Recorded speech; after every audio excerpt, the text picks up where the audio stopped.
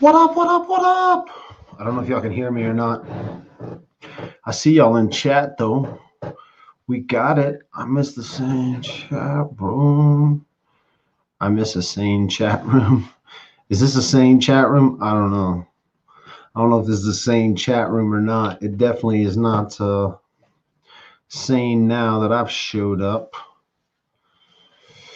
Perfect. I don't have a lot on the agenda other than just covering a few of the things that people have asked me about when it comes to Gannon's case, or people have asked about the Mindy Lee case. And so I don't have a ton I'm going to cover tonight. I do have some good news though, so stick around to the end because I do have an announcement that I'm going to make, but I think I'm going to hold off just a little bit, make y'all wish a little bit more. But I want to thank all you guys that sent me verification on the phone number. I got like a bunch of you that sent information on the phone number that I received, or a text message I received today with some funny. It wasn't funny, but it was funny to me. Somebody making threats. I think I know who the person is based on a number of things. I'm not 100% sure, but I think I know who the person is, and we'll tell you guys later. What else? I've had a long day. I worked all day, prostituting myself out. So I'm not going to do a long live. If some of you missed the live, I was supposed to go live last night, and I got talked into going on to. I didn't get talked into it. I chose to go over on Smokey P's channel, and I tried to simulcast that. It didn't work the way I wanted it to because the audio wouldn't work right. So if you missed the live video last night over at Smokey P's, I'm sorry. He put that thing to private. I don't know why he put it to private unless he didn't like what I said. Yeah, we got kicked out of the party. I don't know what y'all are talking about. What's up? Do you want to chat? Yeah, Allison, I'm sorry you didn't have any sound. It was my fault. I was trying to simulcast, but then I was listening. It just wasn't going to work out. So sorry about that. Let's see. What else? I do want to catch up on one video because a lot of you guys have asked about Gannon's case. And so I've got one video pulled up that I'm going to watch, and we will pull it into the screen. Let's go to Chrome tab. Let's see. Share full screen. Oh, this ain't gonna go full screen? Really? Of course. Surely it's gonna go. Surveillance camera appears to have captured an endangered missing 11-year-old the day he disappeared. No one has seen Gannon Stauch for more than a week now.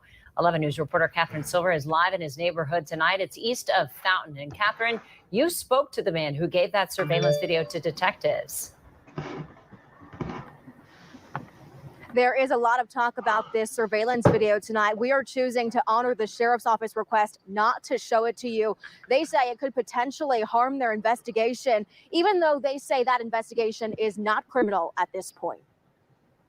It took me hours, but I found it. Roderick Drayton spotted something on his home security video this week that made him walk to his neighbor's house. He broke down. And call the FBI. And then detectives came out pretty quickly? They came out, and then they came in and they looked through my camera. What did they tell you? That's the break they need. We are not sharing details about the video that cannot be confirmed by the sheriff's office. What you can see is a driver and passenger getting into a truck the day Gannon went missing. The truck leaves and returns a few hours later around 2:30 in the afternoon. Only one person gets out. This video may be a big part in that investigation. Therefore, we can't confirm any specifics. No other surveillance videos that could have captured that truck have been shared with us. Detectives spent hours at Gannon's home yesterday collecting evidence. please entrust the process. The sheriff's office sent this release last week saying Gannon was last seen by his stepmother around 3:15 Monday. I would never, ever hurt this child. Tesha Stauch only spoke to 11 News reporter Spencer Wilson. Wait until the end and see what happens, because Gannon's going to come home. Gannon's mother and father are also desperate for him to come home. Please have hope with me. I'm begging. Bring my baby home. Gannon, Daddy loves you so much. And it's just heartbreaking to hear those parents. The sheriff's office tells us they are reviewing a lot of evidence tied to this case. They will continue to search specific areas based on tips and leads. Live in El Paso County, I'm Catherine Silver, KKTV 11. So that little video, I wanted to watch that. We've all watched what we think is the security footage, or we watch what we know to be the security footage that they released. But one thing that she says in that report is that the police have a lot of evidence they're going through, which means they have given us very, very little. They, that little bitty piece of footage will be a piece of evidence, but they're going to have video footage from the exits of this neighborhood. They were searching different areas based on evidence they maybe found in the house or evidence that was sent to them via tips. And so this thing is like, I think that they have an idea of what happened. They may not have all the pieces and the story together, thus the reason the charges haven't been filed. But they have evidence. They took stuff out of the house. Dan May visited the house. The stepmom gave an interview that a lot of people have questioned. We've gone back over that interview. I'll be honest with you, I haven't ever reached out to a family of any of this stuff that or any of these cases that I've covered. But I did send a Facebook message to who I believe to be the stepmom. I just said, hey, my name is Michael. I live in Woodland. I'd love to talk with you. I know you did an interview and you're getting a lot of backlash on social media. I'd love to give you another platform to talk about it in social media and just have a discussion about what maybe happened, if we can get help in any way, shape, or form. And so she hasn't returned my message back, but I did reach out to her. I did promise to make a phone call today. So I'm going to make a phone call to the guy or girl who texted me and see if I can. I have a lot of people who reached out to try to get information on this person who sent me a text earlier today.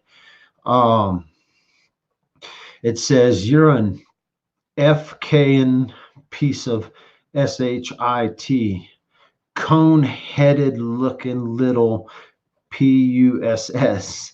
I'm coming for you. What your back, bitch? What your back, bitch? And I just replied, laugh out loud. I'm right here waiting. But I'm going to call this number real quick. I would have called it earlier, but it would be no fun to call it unless I could call it on a live video. So we'll call it on a live video and see what's up.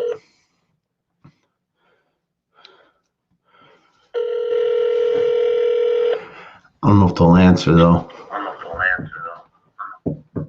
You gonna answer? You playing? You want to talk to Daddy?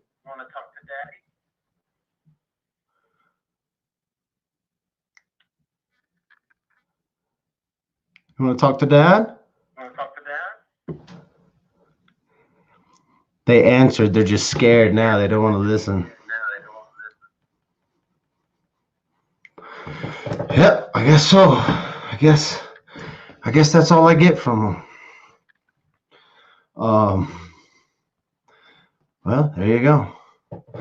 That was the phone call. Oh, let's see if I got any voicemails. I think I got some voicemails to listen to too. Let me see who this one is.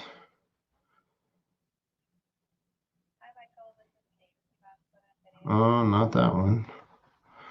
Oh, that one.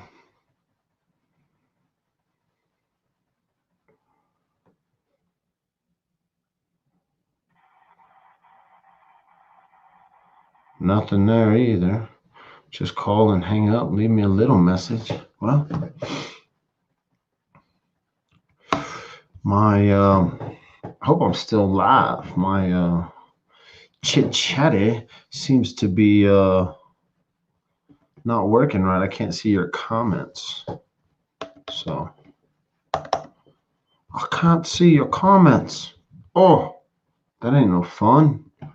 Did I get booted? I'm gonna have to go check y'all out on I wonder if I can get into enter broadcast. Will it let me go in this way? Oh man. No, there's two. Oh, there's two of me. I hope I'm not echoing. I just want to see if I can see chats. Oh, are you there, D-Wop? Can y'all see me? Can you not see me? Why can't I hear? Remove.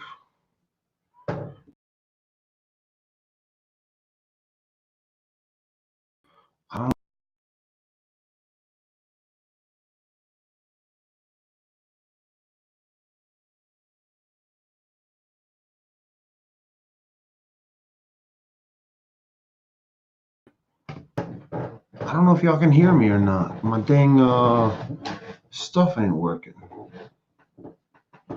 Let's see. Some nonsense. I hate this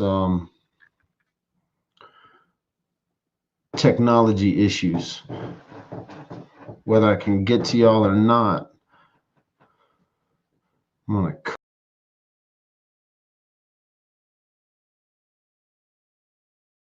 good. Now y'all say I'm live on YouTube and Facebook, I guess. Perfect. I'm glad y'all can hear me and see me. I don't know what was going on. My screen froze, so I thought everybody froze up. All right, y'all got me loud and clear. Now everybody's texting me. We can hear you live on the Facebook. Good. I'm just trying to catch up. I'm a little out of it today just because I've been working all day. You can see and hear. Good. So I think with the Gannon case, nobody's answering the phone. Try to call the mysterious caller or the mysterious texter. I couldn't get him. Nobody's answering the phone. So there you go. Now, there's a lot of stuff flying around Gannon's case. Stepmom, real mom, dad. Some things that I have kind of confirmed. One, the father was away on a training exercise. So it kind of takes the father out of the equation because he has the US military giving him an alibi. The video with the stepmom, listen, I looked at it. There are some things that happen in the video that I think could be Gannon getting out of the other side of the vehicle. Whether or not it is him, I don't know. Whether or not the original video is higher res, I believe it would be a higher res video than what you and I have seen. And so I believe that the police, if there was a real question around that video, if there was a real question around that situation with him getting in the vehicle and then not getting out of the vehicle, with the time discrepancies of what was happening, when it happened, all that stuff, I really truly believe law enforcement would have either taken the stepmother into custody already or seriously sat her down for a chit chat. Now, rumor is that she lawyered up. She made some very, very strong claims in the interview that she gave that said her constitutional rights had been violated. Well, if you're being questioned by law enforcement, the problem is I don't trust law enforcement at all. They lie, they cheat, they steal, they get drunk on the job. I've seen more and more law enforcement really do some craziness. And so I understand her statements saying, listen, I asked for a lawyer. They wouldn't let me leave. They continued. All these things probably did happen. And now they're at a point where if they're going to make an arrest, they better make sure that they have the evidence to back it up outside of, my crap's just going off. They better make sure they have the evidence outside of the stuff that they gathered from her when she claims they held her without giving her a lawyer. So they have definitely collected evidence in the house.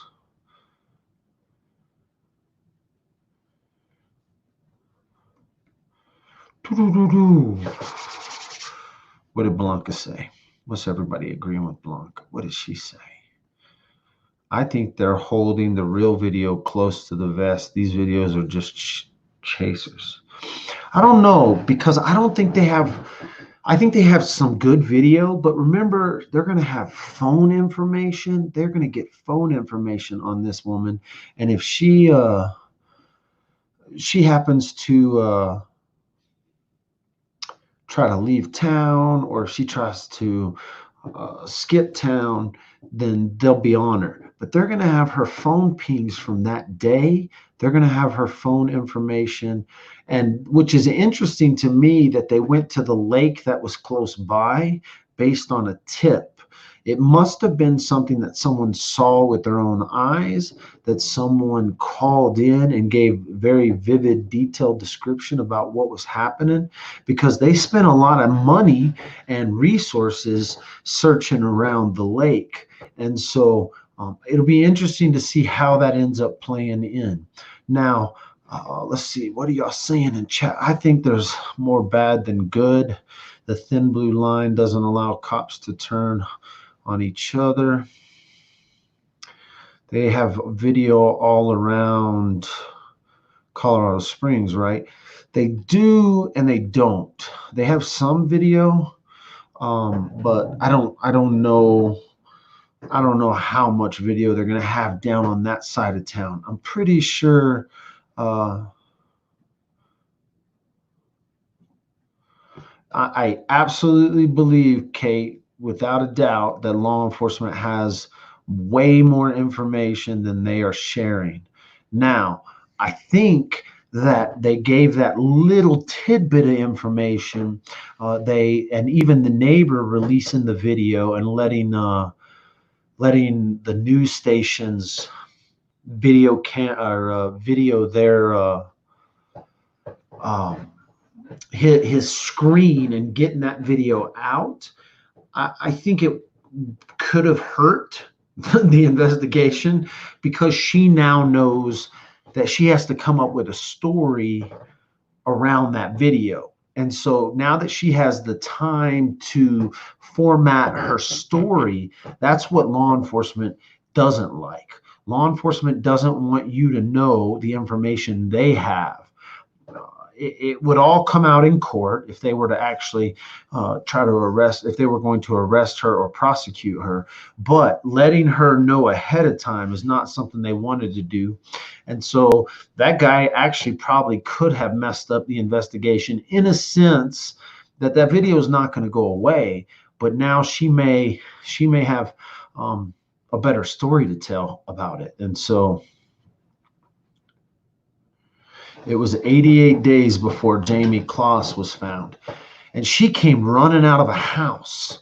She had been kidnapped, held in like a little cage. She came running out of the house. And so the fact that it was 88 days, part of me doesn't understand that whole situation either. That one was a weird one. But yes, very much Gannon could be alive. Gannon could be close by. He could be held captive close by. And so, no, they're trying to get more information out. But I think that people know what's happening. There's all this talk about Gannon needing, he's like not a complete special needs kid, but he does have some special needs. And for them to say he just walked off or ran off, I don't know how legitimate it is, unless he's done it before, And if he doesn't have a history of this, then the question has to be asked. You know, mom says one thing, but mom lives in a whole different state. You know, I don't know how much time he spends or was able to spend with his mother. I don't know much about the family dynamics. I know what everyone says online. I've seen all the crazy pictures. I've seen all the crazy, golly, y'all been sending me some screenshots. Craziness. I've seen all the little messages. I've seen all of that stuff. And it is crazy. There is something. But it's weird that mom came down. I think she came down pretty quickly after this all went down. So she obviously was concerned and concerned enough to jump on a plane and come from Georgia to here. So I don't want to say I don't know much that whole family dynamic. There are Facebook groups popping up, support. There are Facebook groups against. Man, I can tell you that the kicker on this one will be the technology that they use. They've already talked about that. They had a little sonar thing, the little underwater camera. They're definitely checking phones. They got video footage. I bet they have more footage. And then, so the question will be, how much of the story can the cops come up with close enough to the truth? You know, this happened in the Patrick Frazee case.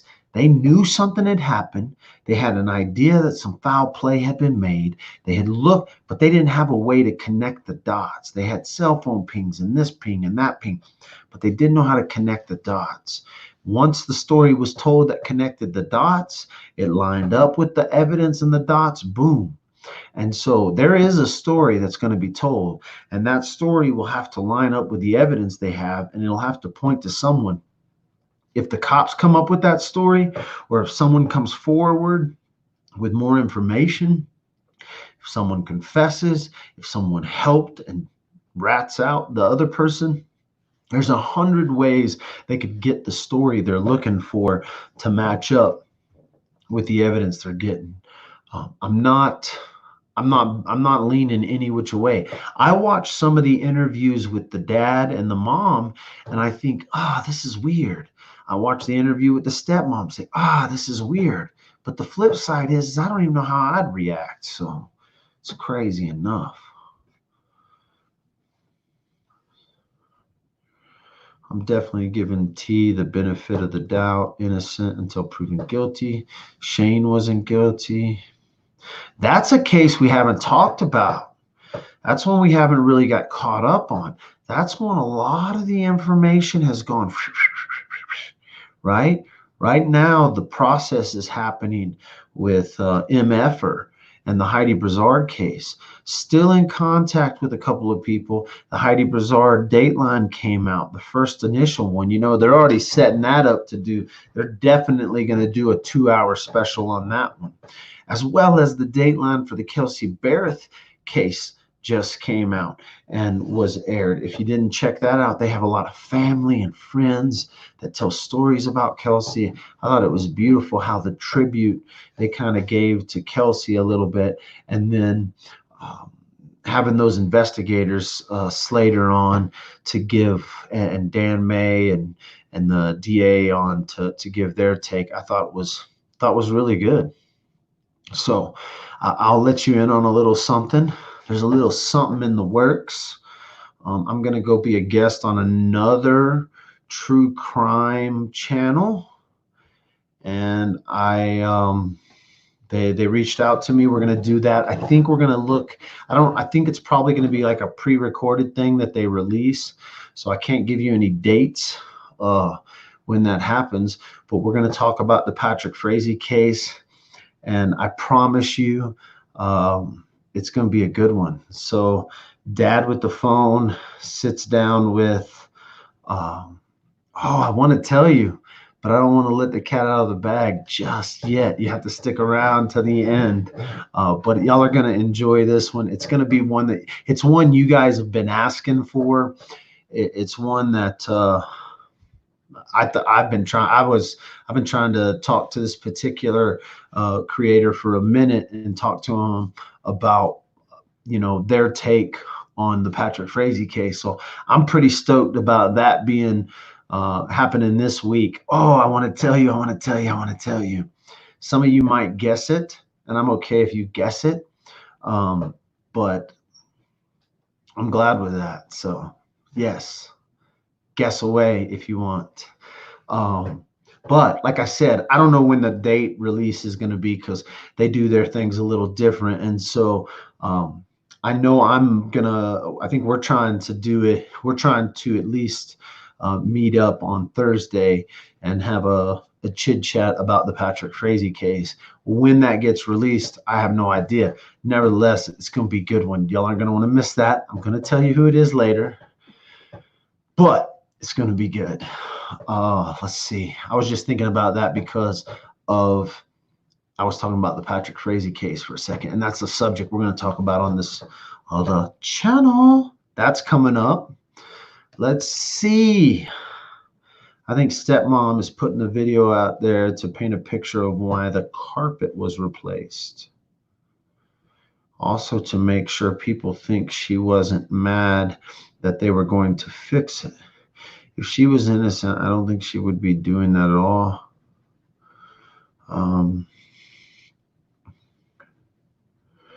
Gannon's bio mom, Landon, is married to Mike. It's not going to be Jay's. I promise you that. I think it's clear. It's Scott Reich. I can't wait. It's going to be good. I don't know if it's Scott, but that would be a good one for sure. Apparently, Danette knows everything. Who's Danette? What's Danette?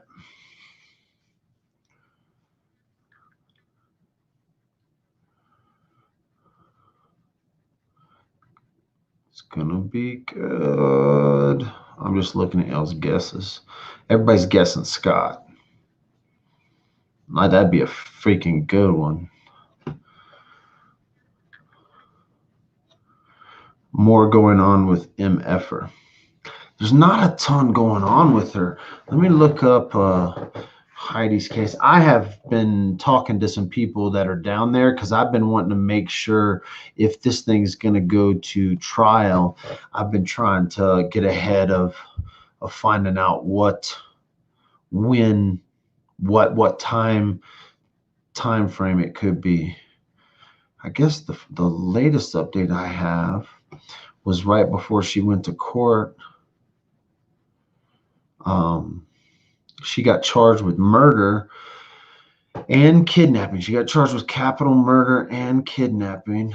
Let's I don't think I've watched this particular video that I got right here, so we'll throw this video on about the Heidi Brizard case. Let me make sure there's not a commercial here. I want to listen. Yep, there was a commercial. I want to listen to this because I haven't heard the new information. So this was, yeah, this is nothing new. I think this is the same.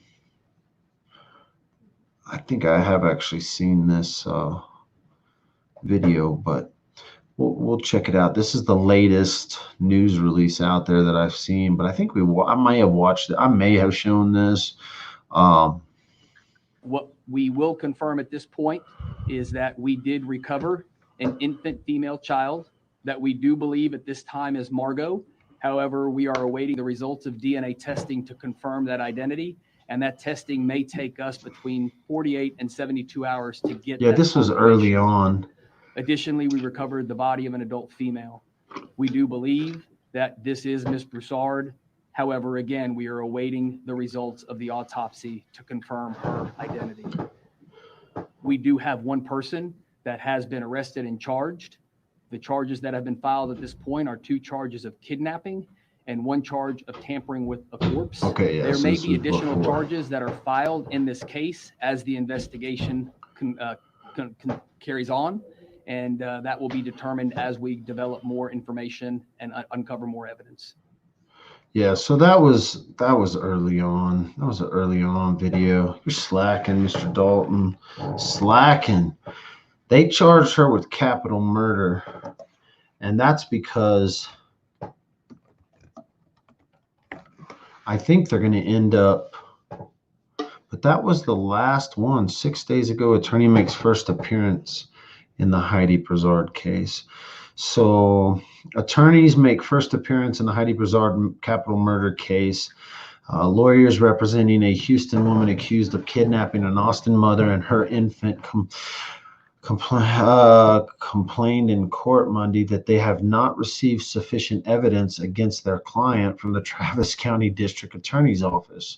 The court appearance was the first in the capital murder case against Megan Firmuska, who is accused of being driven to kill her close friend due to a compulsive desire to have a baby.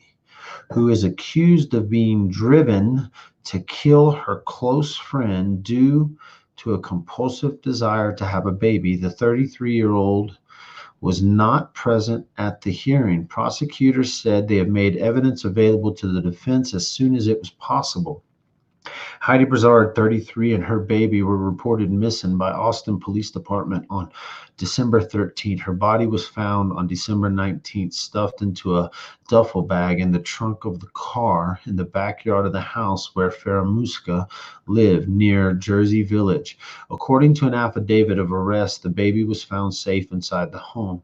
MFer acted as if the baby was her own during that time. Police said she also apparently convinced her ex-boyfriend, with whom she still lived, that the child was his. Investigators said MFer either lost a pregnancy or fabricated one in the months leading up to the kidnapping. Firmuska was charged in December with kidnapping and tampering with human remains. She was indicted for capital murder by terrorist threat last week. Firmuska strangled Brizard to death with a leash and with her hands, according to the indictment. Before her arrest, Firmuska called and texted Brizard family continuously to ask about the police investigation. Tammy Brizard, the woman's mother, said in a Dateline NBC interview that aired Friday, Firmuska also searched the name Heidi Brizard on the internet at least 162 times after the woman went missing, according to the affidavit. Tammy Brizard said that the betrayal of her friendship was the most painful aspect of her daughter's killing. You're supposed to be her friend. Why would you do that? Tammy Brizard said. Why would you just like to know? I would just like to know why. Attorneys representing MFer said in a news conference that they had not received any evidence in the case against the woman.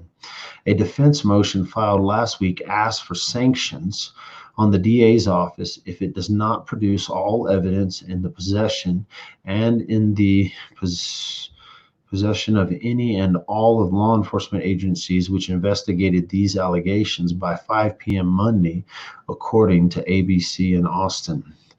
Judge Jeffrey Puryear did not grant the motion and said he trusted prosecutors to make evidence available to the defense.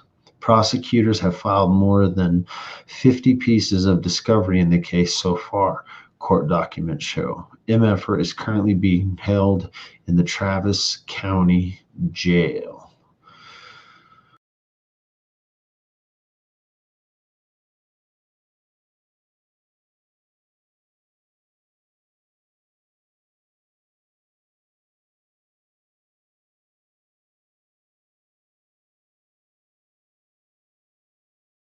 I'm here. I didn't go nowhere. Thought I went somewhere, but I didn't.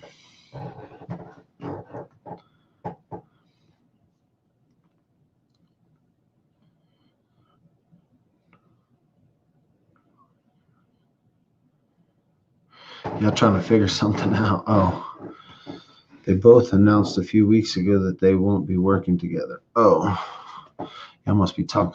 I don't think D-Watt realizes she is K. Marie on Facebook. What are y'all talking about? I don't think. What up? Take care. Over and out, yo. Jack's mom and girl. I can't listen. Makes me sick. I hate MF. Disgusting. Too bad. I hope Jay and D-Wop can mend. I'm caught up. What happened with Jay? Glowing Ember. Exactly. That's what I hear too. I'm trying to think. I wondered about blank. Neither will say boo about it. I think T and NK are together discussing ways to publicly claim innocence and what great women they are. It's a map.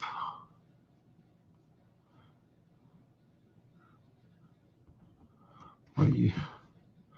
I'm reading y'all's chats now.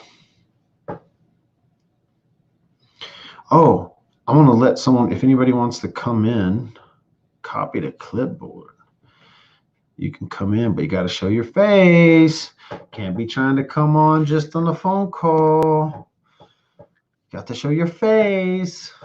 I got my headphones in. Make sure you got earplugs when you call in. If you're going to call in, I just put the link for the StreamYard if y'all want to join the StreamYard.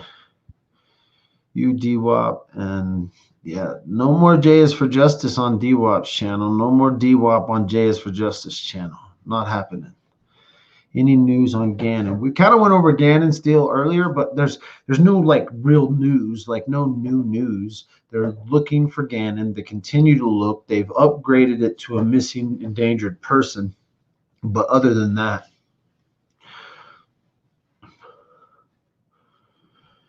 I can't come on. I'm on my phone. Oh, well. Why no more J? Just no more J. Just no more. I do think that you guys should just... Here's the StreamYard link if you want to come on the channel right now. What is a switch? Who are you inviting, T-Wop? Anybody and everybody. Jack's mom, a.k.a. Aaron, a.k.a. who knows for real. I'm inviting anyone. Anyone who wants to come on, but you got to come on video. You got to have headphones. That's all I'm saying. Everything else, done. A Nintendo Switch, a gaming device. Dramatics. I'm trying to read all y'all's chats right now and go through them. All right. Gannon, Megan, Mindy Lee. I'm going to continue to dive into the Mindy Lee case. I know I've been short, but there's 10 videos out there that you need to get caught up on that have to do with the Mindy Lee case. There's also like 4 videos that have to do with the Levi case that could very easily have to do with Mindy Lee's case as well. I'm going to continue to cover Mindy's case. We're going to continue to talk about Mindy and bring attention. I have people that know who, like they knew Mindy, and they are going to come on and talk with us.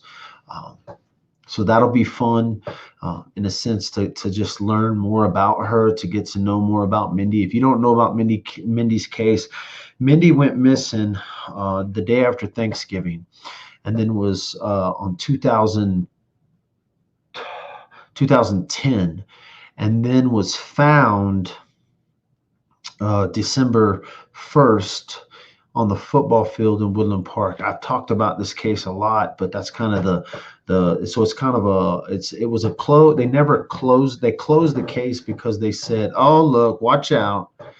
Jack's mom's in the house. She's waiting to come on. Oh, she just left. She's on now. Yo! Wait. You're live. Nope, you're live. We can hear you. Wait, now I can't hear you. You got to turn me off. Okay, hang on. You're live right now. And I have to turn you off. This is Jack's mom, by the way. Anyone just joining? What's going on? What are you going to tell me? What do you have? I have a suggestion for everybody. Do you know about the Lori Vallow case? Uh-oh, we're getting rain. I don't know the Lori Vallow case. Vallow case. Vallow. I don't. So Yes, you get the face to the name. Okay, so this woman, and I might have some of the facts wrong, in a matter of a year, she had 2 husbands die. Her brother killed one of the husbands, and then her brother died. And then she met this man, and his wife died, and then married her 8 days later. So she has a 17-year-old daughter and a 7-year-old son, and nobody's seen them since September. Hello, we have somebody else. This is Lady D. Lady D's in the house now. Lady D, hello.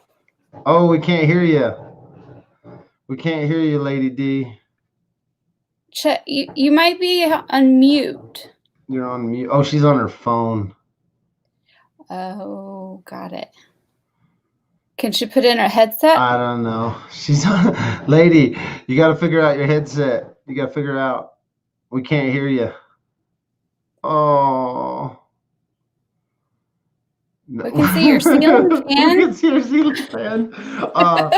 So you're telling me this case was like. This is a current case. Okay, a lady. Catch me. She kills both her husbands. So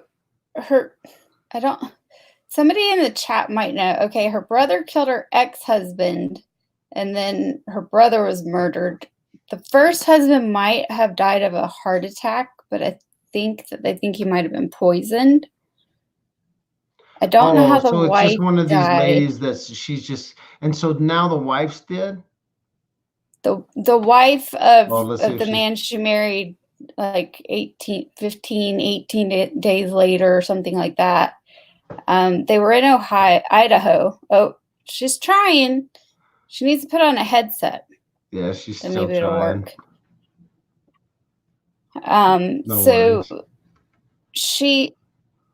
They lived in Idaho, but apparently they were a member of some kind of cult.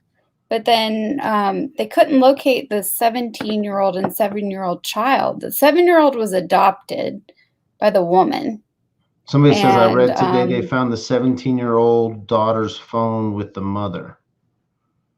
Is that the same case? Yes. So the mother and the husband, they located them. They've been in Hawaii. Oh, this is okay. Yeah. Now I know what case you're talking about. This is the lady they found in Hawaii, but they haven't arrested her. Yes. Correct. And the Idaho gave her a date in January to produce the kids so that they could see that they were alive, and she didn't show up. But nothing's been done about it. Yeah, because it's what is she, and she hasn't answered anything yet. No. Do you got your you got headphones on? Can you hear us? Oh, we still can't hear you. Unmute microphone. Mute. Oh, is she muted? Is it me? Are you there? Are you there? Hello? No, we can't hear you. I'm sorry, Lady D. We can't hear you. Oh, bummer.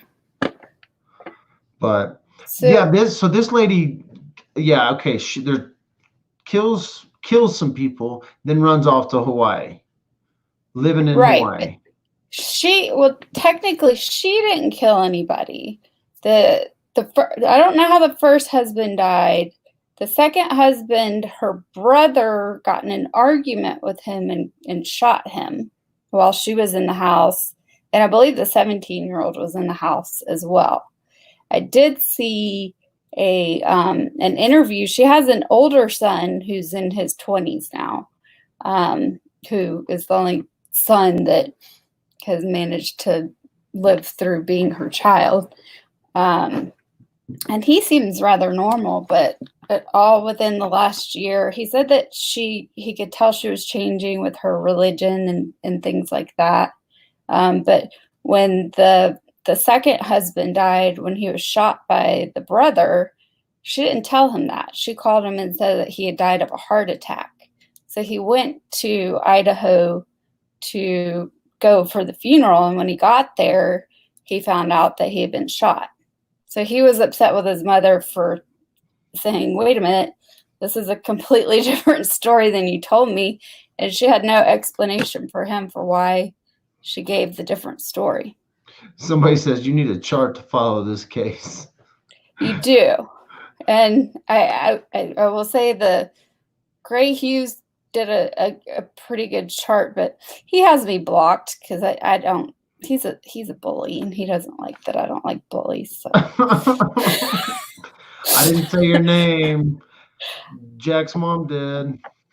Yeah, no, but yeah, you do need kind of a chart, but there's enough out there and enough articles and things that I think that people are starting to get they're running down rabbit holes with the stepmom because she is cryptic. I completely agree that she's cryptic with what she's doing, but law enforcement has made it pretty clear. I mean, today they said, hey, we've gotten like 380 something leads today, as of today, and we're following some more of those tips, and those You're are leading talking to about more. Gannon's case now.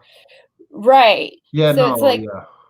I think everybody's focused on, well, the stepmother said this, she said this, she said this. It's like, okay, well, we're not really getting anywhere by just, oh, did you hear the stepmother's babysitter said this? And then the friend of a friend of a friend of a friend said that she said this. So it's like, hey, Yeah, why don't we focus on yeah. a case where we can actually do some sleuthing? Oh, I got what you're saying. I understand now. You're sleuthing. No, the only reason I even looked at Gannon's case, again, it's really down the street in Colorado Springs. So I'm always in Colorado Springs. It's a close one to look at. It was obviously making a lot of news around here. And so it's hard to look at that case. But then again, on the flip side, when you look at this case of the couple that's in Florida, or the mom that ended up in Florida, the woman that ended up in Florida, not Florida, Hawaii, and they go to her and say, you know, why didn't you show up at your court date? And she doesn't say anything, and the cops don't care. They're not going out there to pick her up. A warrant must not have been issued for her arrest. So on that case, it's weird. They did search the storage unit today or recently, but I saw that they found like all the kids' stuff, and they released a video of that woman going in and out. I think there's like, they talk about like she went there with her brother maybe, or her husband. I think I was one of those two. But they put all that stuff in the storage unit. I did see that. What's the name of that case again? What's her name? So her name is Lori Vallow. The husband, does she have the husband's name? Does anybody in chat know? So 15 hours ago, they released this video. Cell phone of missing Idaho teen found. Let's see if I can show this video. Oh, and Bridget said they exhumed the wife. Chad Daybell is the husband. So she's Lori Daybell or Lori Vallow, I think she comes up with. Here. Freaking ad. We'll let that ad go through. And then I'll see. This might give us a little. It looks like a lot of folks in chat know about this case. So maybe this would be one that while we're missing children, 7-year-old while JJ we're waiting Vallow for and his 17-year-old sister. CBS News has learned police in Idaho have found a cell phone belonging to one of two missing children. 7-year-old JJ Vallow and his 17-year-old sister, Tylee Ryan, were last seen in September. But in an eerie development, it appears a text was sent from Tylee's phone after she had disappeared. Jonathan Vigliotti is in Rexburg, Idaho for us this morning. Jonathan, good morning. Where was that phone found? Yeah, good morning to you, Tony. First, several cell phones, including a laptop, were recovered in this multi-state investigation.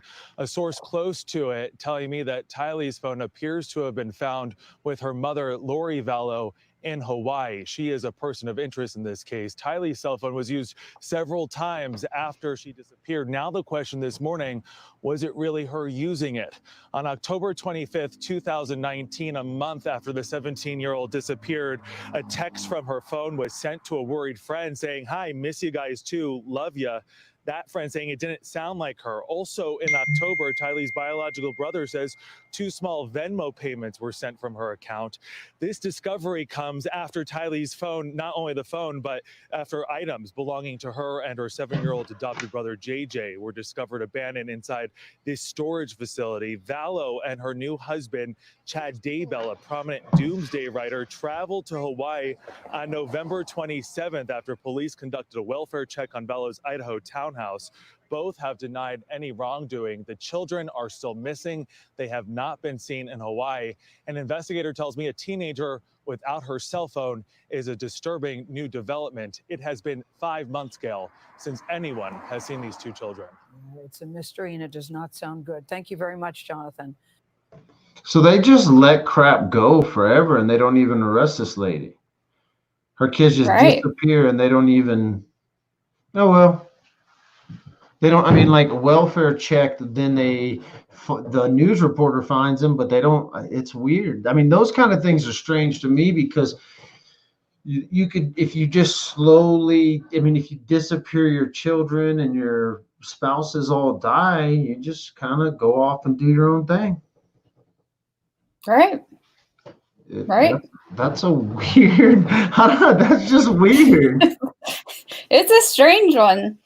Well, but it's the same thing that's happening even like with Gannon. They all know he's missing.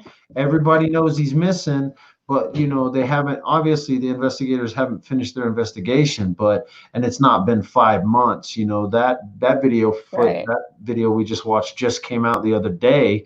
And so it is ridiculous that kids can just vanish. Nobody cares, but it happens all the time.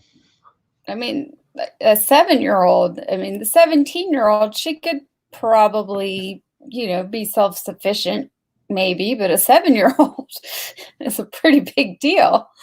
They can't just take care of themselves. No, the older brother said he felt the text seemed not to be from her. Her kids haven't been anywhere since late last year. I know that's the weird thing is they haven't been seen. September is when the last time they were seen.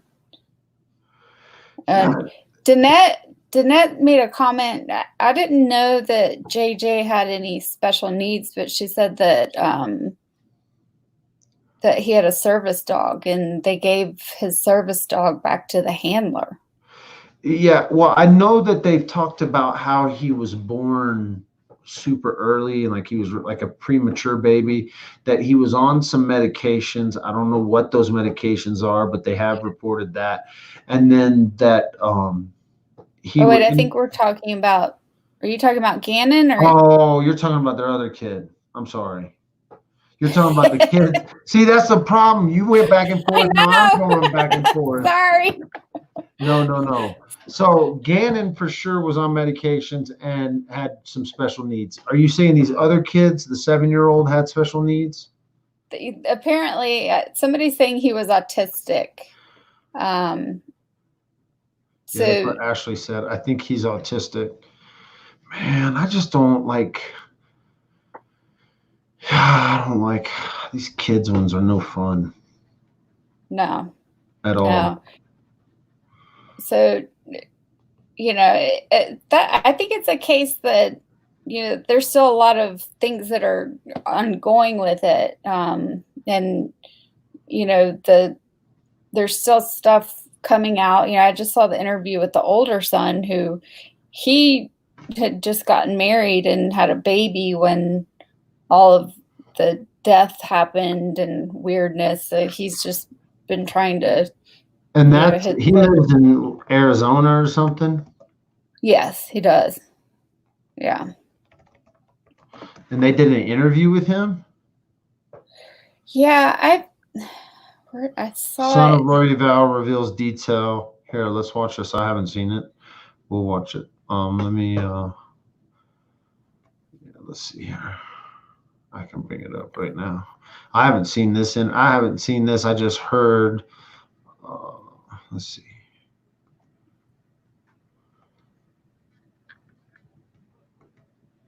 Trusts, smart, connected, real.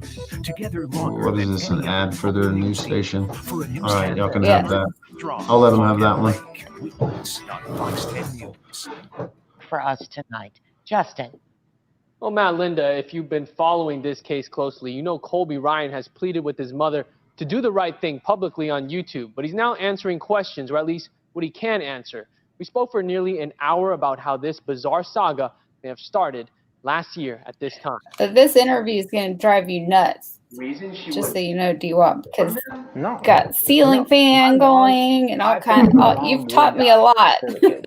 So to see this and hear it, and also be questioning why they're not being found, that's where all this comes into, like a battle between what you think and what you feel. Colby Ryan never expected to be fighting this battle, questioning if he still recognizes the woman he calls his mother. Lori Vallow still won't tell authorities where her children, JJ and Tylee, are. Colby tells me his relationship with his mom began to change a year ago after she abruptly moved from Arizona to Hawaii with her daughter, leaving her husband, Charles Vallow, and their 7-year-old son with autism behind. After about a month, she came back. Lori and Charles would eventually separate, but on July 11th, 2019, Colby got a phone call from his mom. She said he had a heart attack. But body cameras show a homicide investigation at the Vallow home. Chandler police say Lori's brother, Alex Cox, shot and killed Charles in self-defense. Colby says when he came to visit his mom later that day, she revealed details on the fight that turned deadly. Why would you not tell me what was going on? Like, this is worse. This is a million times worse than what you said. Colby's uncle Alex died suddenly in December. The cause still unknown. But for Colby, he has questions about his stepdad's death. No matter what happened, why was he shot in the chest? Why was he killed? That just doesn't make sense. Why did he have to die for a fight? By the end of August 2019, Colby learned his mom planned to move out of Arizona with the kids. She said I got a new job and that she was moving. So that was it. That's all she told me. And she didn't tell me where. Colby says he had no idea they went to Idaho. Then contact with Lori declined, and he couldn't get his sister to answer calls. The last known sightings of Tylee and JJ are in late September. But this Venmo profile under Tylee Ryan, confirmed to be her account by her brother, shows 2 payments to him in October. Colby says Lori had always used it as a way to transfer money. My mom was not tech savvy, is not tech savvy, so Tylee's account for Venmo was the one that she used to transfer money to us. Whether Tylee or Lori made the transfers is unknown, but on the day before Thanksgiving, Colby finally knew something was wrong as police asked him for the whereabouts of Tylee and JJ. So I called my mom and I'm like, 2 detectives just came to my door. What is going on? And she said, I got it, I'll take care of it, love you, and that was it. What he didn't know? Rexburg police searched Lori's townhome at the same time, but she was gone the day after the welfare check for JJ on November 26. Authorities say Lori lied about her little boy being with a relative in Arizona. Where are your kids? Fast forward to now. Lori on the island of Kauai with her new husband, Chad Daybell. The Doomsday author Colby says he never knew existed. Oh, I'm done. I've been done. The day that I saw them without the kids walking around Hawaii, that was it. Yeah, how does Colby says he called his mom again after detectives came to his home on November 27th, but her phone was off and he hasn't spoken to her since. Live in the studio, Justin Lum, Fox 10 News. All right. How did they? There was cops in that video of them walking in Hawaii. There was a cop car in the back there. How do they not arrest this lady? Like there was a cop car with lights going off. Did you see that? There was. You didn't see that? I just in the saw video? Yeah. Look. Let's see here. I'll bring it back up, and just skim through it. Yeah, there's. Danette's saying they took her car. They took their car. Oh, the they police took their car. Yeah, they definitely. They were serving her to appear in court. Okay. Is that when they told her that she needed to bring the kids back to Idaho? It must have been because, like, right. Let's see if I can get to the video here. Yeah, there's definitely cop cars in the video right there. And their lights were Okay. all flashing and everything. So somehow they were. See there's like 3 or 4 cop cars. See the lights are on in So the people back are of that saying one. they were served with papers and search warrants and told they had 5 days to produce the kids. But then there were also the reporters there that were following them. But Yeah, but there's like 3 cop cars. There's one there and then 2 other cop cars. So yeah, it's just weird that somebody's kids can be missing that long and then you don't oh well, they're missing. I don't know where they're at. Yeah, it's very, very bizarre. And what's your thinking? What do you think happened? If you've read all up on it. The fact that multiple people in the family have died is what frightens me, because they seem to not care about people just dying. Well, I just don't understand where they could have, where she would have, like, I just don't understand how the police can just let her go, though. Like, if my kids go missing and people start looking for my kids and I'm not able to produce my kids, I mean. Yeah, it doesn't make sense. I mean, is it because they're in Hawaii? Does that make it more challenging? No, all they got to do is call Dog. Dog will go pick them up. Dog the bounty hunter. I mean, I saw Dog and what's his name? The local guy, your guy. Yeah, Dog's been hanging around. What's crazy is Nikki saw Dog and Beth right before, like a week before Beth died. Nikki ran into Dog and Bobby Brown and Beth. They were filming a show. Nikki didn't know she was sick because Nikki told her she actually told her she looked good because she was real skinny. It was weird. Yeah. Nikki felt bad after she found out. Yeah. She didn't know she was dealing with cancer. And so, but she saw her just right before. But no, Dog hangs around Colorado Springs quite a bit. Yeah, so Dog and Bobby are both on the Gannon case at this point. It's good. I mean, what do you mean? Have they both like responded to it? Let me see. They've been posting, they're posting the same thing. And I posted today on your page that if people have good, like big credible leads, to not send them by text to you, to contact law enforcement in El Paso County, because you get a little flooded with your messages. So if there's something important, yeah, don't text me. People are like, text me, this is what's happened, and I'm like, meanwhile, call law enforcement. I agree, sweet crazy. Dog does need to go get Lori. That would be awesome. Somebody, I mean, but I just don't understand how your kids can go missing. A young 7-year-old kid can literally vanish. Nobody has seen him. And apparently he's special needs at that. Yeah. And they found the mom. They know where a mom is at. Yep. But, oh, well, Aaron, I'm tired of these kid cases. You know what? They're never going to stop. Yes, they need to. What else is going on? Didn't you say that this morning? Didn't you say true crime never ends, does it? It just doesn't. Look, Jen V says, love listening to Jack's mom. Where's Jack at? Jack he burrows a lot. So he's part Jack Russell, Chihuahua, and Bulldog. So he spends a lot of time underneath my covers. Jack Russell, Bulldog, and what? Chihuahua. We think. I don't know. I rescued him from the Humane Society. Gotcha. Yeah. Well, what else is going on? Anything else? What are your thoughts on? What are your thoughts on KK only getting 3 years or getting her 3 years? You know, I enjoyed watching the Dateline special where they really focused on Kelsey and talking about who she was. I was pretty surprised by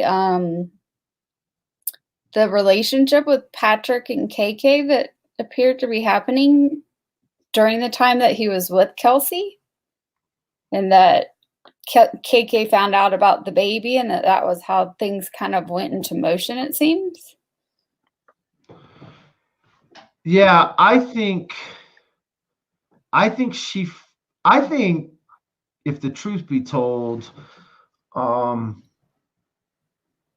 like she probably was intimately involved in the planning of everything. And they had lots of conversations about, I think what made her willing to help was because she killed her baby. She had an abortion for Patrick. Right. Like she had Patrick's baby, and she had, she got pregnant with Patrick's baby, had an abortion. They talk about this in court, and then all of a sudden he gets another girl pregnant.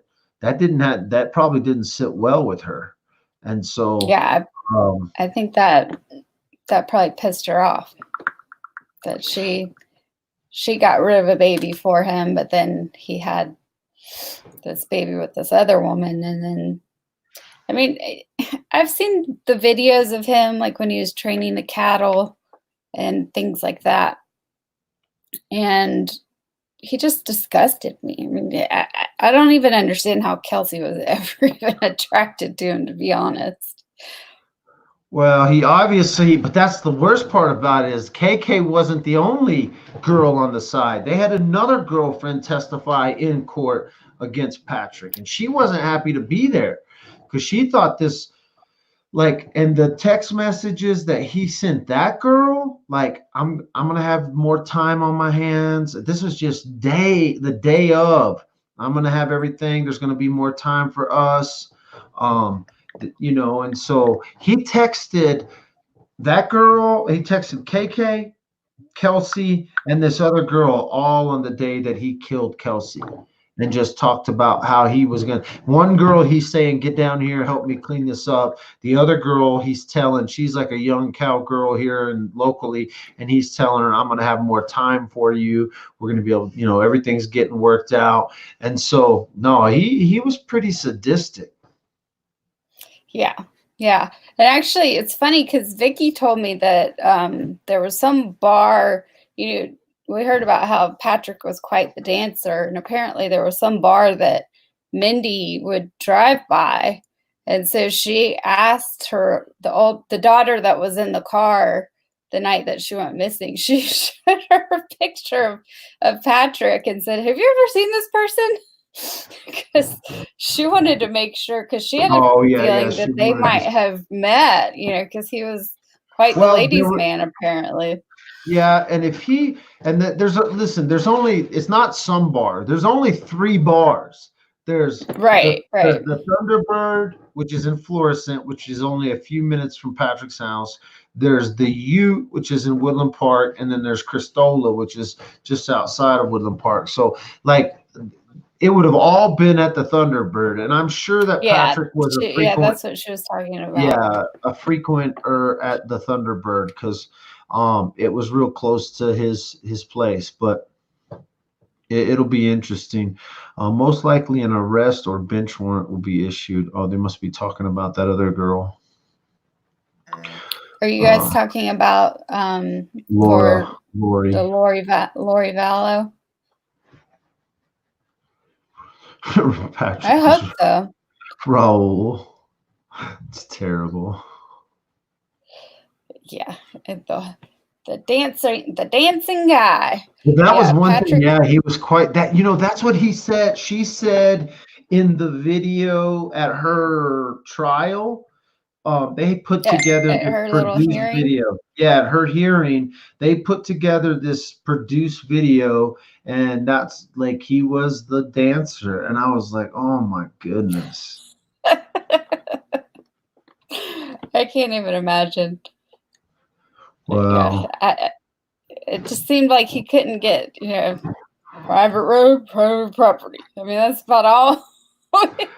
He tried to stay quiet, man. He really thought that because there was no body that he wouldn't get caught. And the truth is, man, if KK would have lawyered up and shut up, they would have got away with murder. Like if she would have just lawyered up and said nothing, they probably would have gotten away with it. And so she just the pressure that they put on her got her talking. Yeah, somebody said Swayze wannabe. Swayze, crazy. Honestly, the reason why he was a suspect, and it was really before I had met you, when I had just seen the press conference, people were like, "I'm sorry, where's her fiance?"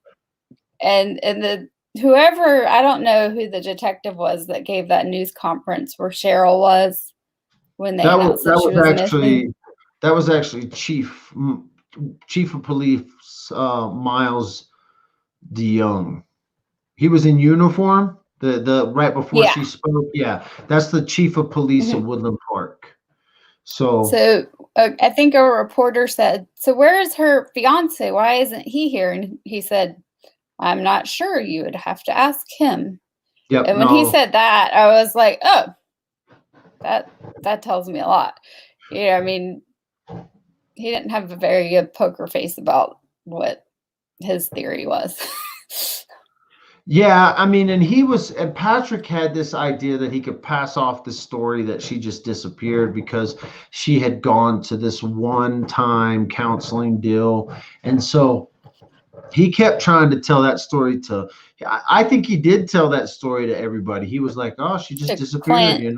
To Clint. But not only Clint, there were other people that he told that story to and talked about it or didn't talk about her very much. That was the other thing. A lot of people I talked to said he didn't mention her much. He didn't talk about her, had the baby, but didn't talk about Kelsey very much.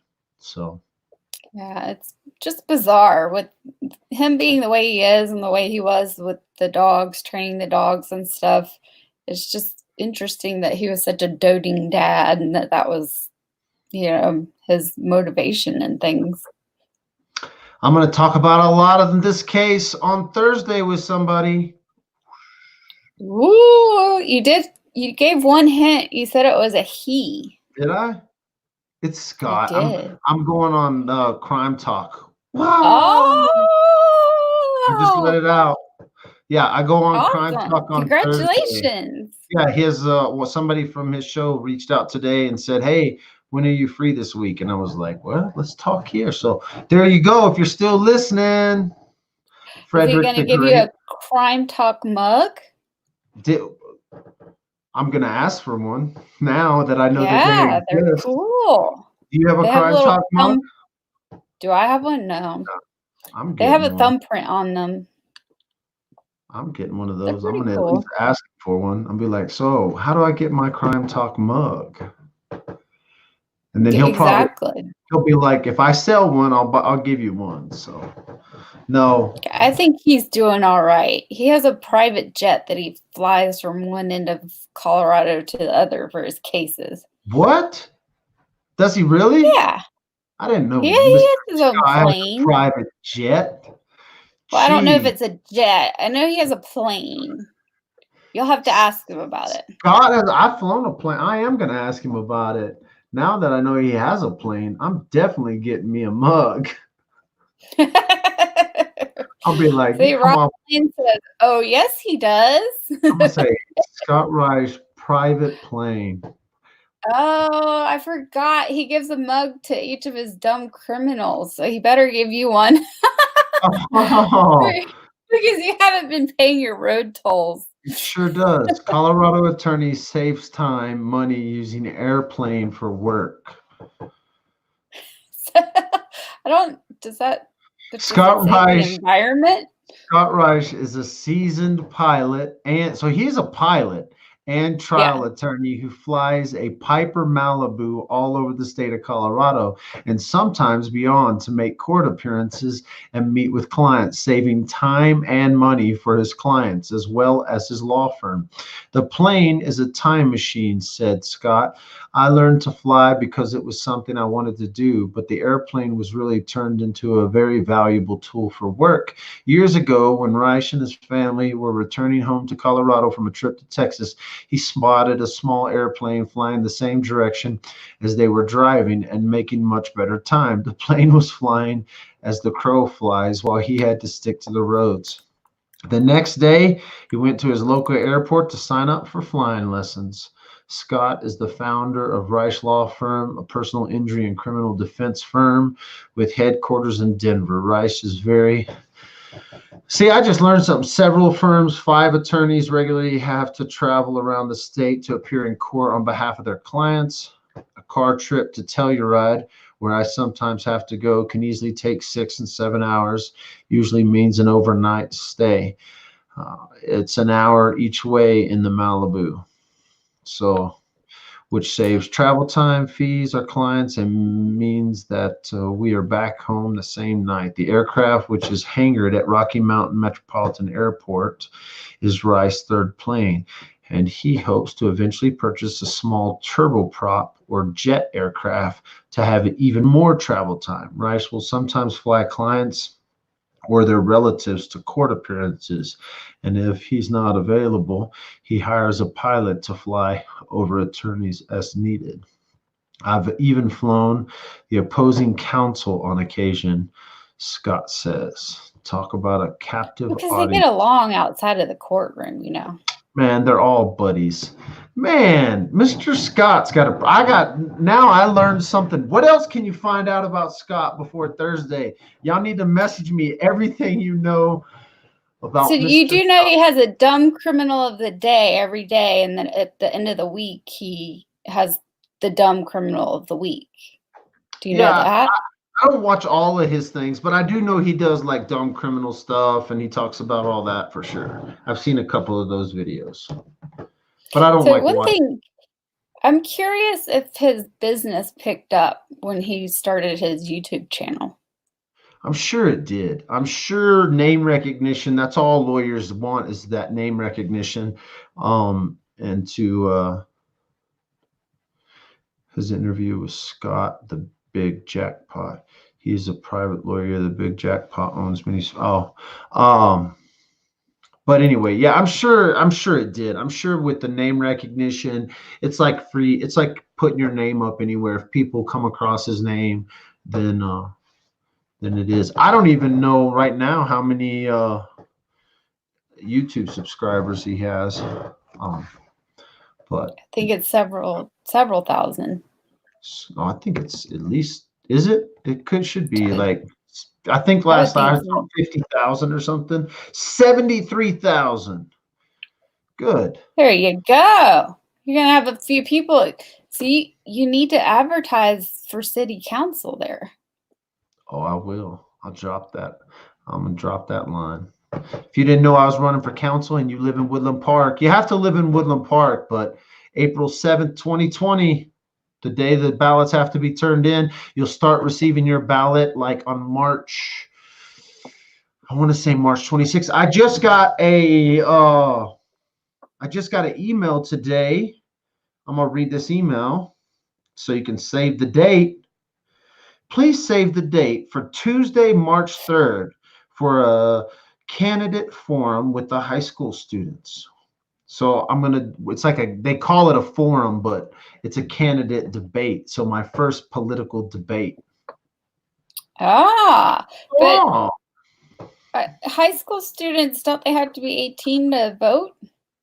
Yeah, it's actually being hosted by the high school students. It's open to the public, and they're pushing it because it's going to happen at the high school auditorium. But it's a part of the civics. It's a part of their civics deal, and so the panel of people asking questions will be students, but it will be open to the public and the adults. There's also a debate with the Chamber of Commerce. They haven't set that date yet, but so there's going to be, and this will be with all the candidates, the mayor candidates and the city council candidates, and it'll just be a forum for the kids to ask questions, which will be fun because kids ask great questions.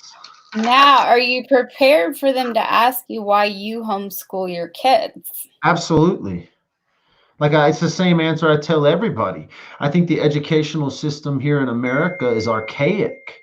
I think that there has been a lot of advances. And first of all, I homeschool my kids, but I also have one of my kids enrolled in public school, and he goes to a public school special class. Like he goes to aerospace lab every week. So I still utilize the public school and some of the resources from public school, but we choose to homeschool our kids because I think the educational system is archaic. I think that if you want to know something, you pretty much can learn anything you want nowadays. If you want to learn about anything, it doesn't matter what. If you want to learn about it, all you have to do is get online. If you want to learn German, you can get a German teacher from Germany to Skype in with you and teach you German. If you want to learn about the history of China, you can have a history professor from China tell you about it. And so the idea that we're going to send, well, first of all, many people have to. So I don't begrudge anyone that sends their kids to school because they have to go to work. It's just the life that they live. It's life. Right. That doesn't bother me. But on the flip side of it, I think the most valuable time in my child's life is when they're here. And so if my wife is willing to spend the time to do it, and I'm willing to spend the time to do it, and it's not easy. I mean, how many parents have had summer break and all of a sudden they're like, I can't wait for my kids to go back to school, because the parents need a break, right? And so homeschooling isn't easy. It's not easier for us. It's not it'd be easy for me to just go drop my kid off at school for 8 hours a day. It's just what we choose not to do. We just have chosen not to do that. And living in Woodland Park is really cool because first of all, my kids are always doing stuff. I mean, and there's a lot of stuff for them to do around town. The libraries are closed. The teen center's closed. Dance class, everything's closed. Everything's there. Again, I have to take my son to public school, which I never thought I would do, but we have actually seen some awesome things happen in Zane's life since he's been doing this aerospace stuff. So for me, it's just utilizing what I can. If I have to take a little bit from the public school and a little bit from homeschool, combine that with stuff from online, they go to a homeschool co-op. It's just a different alternative.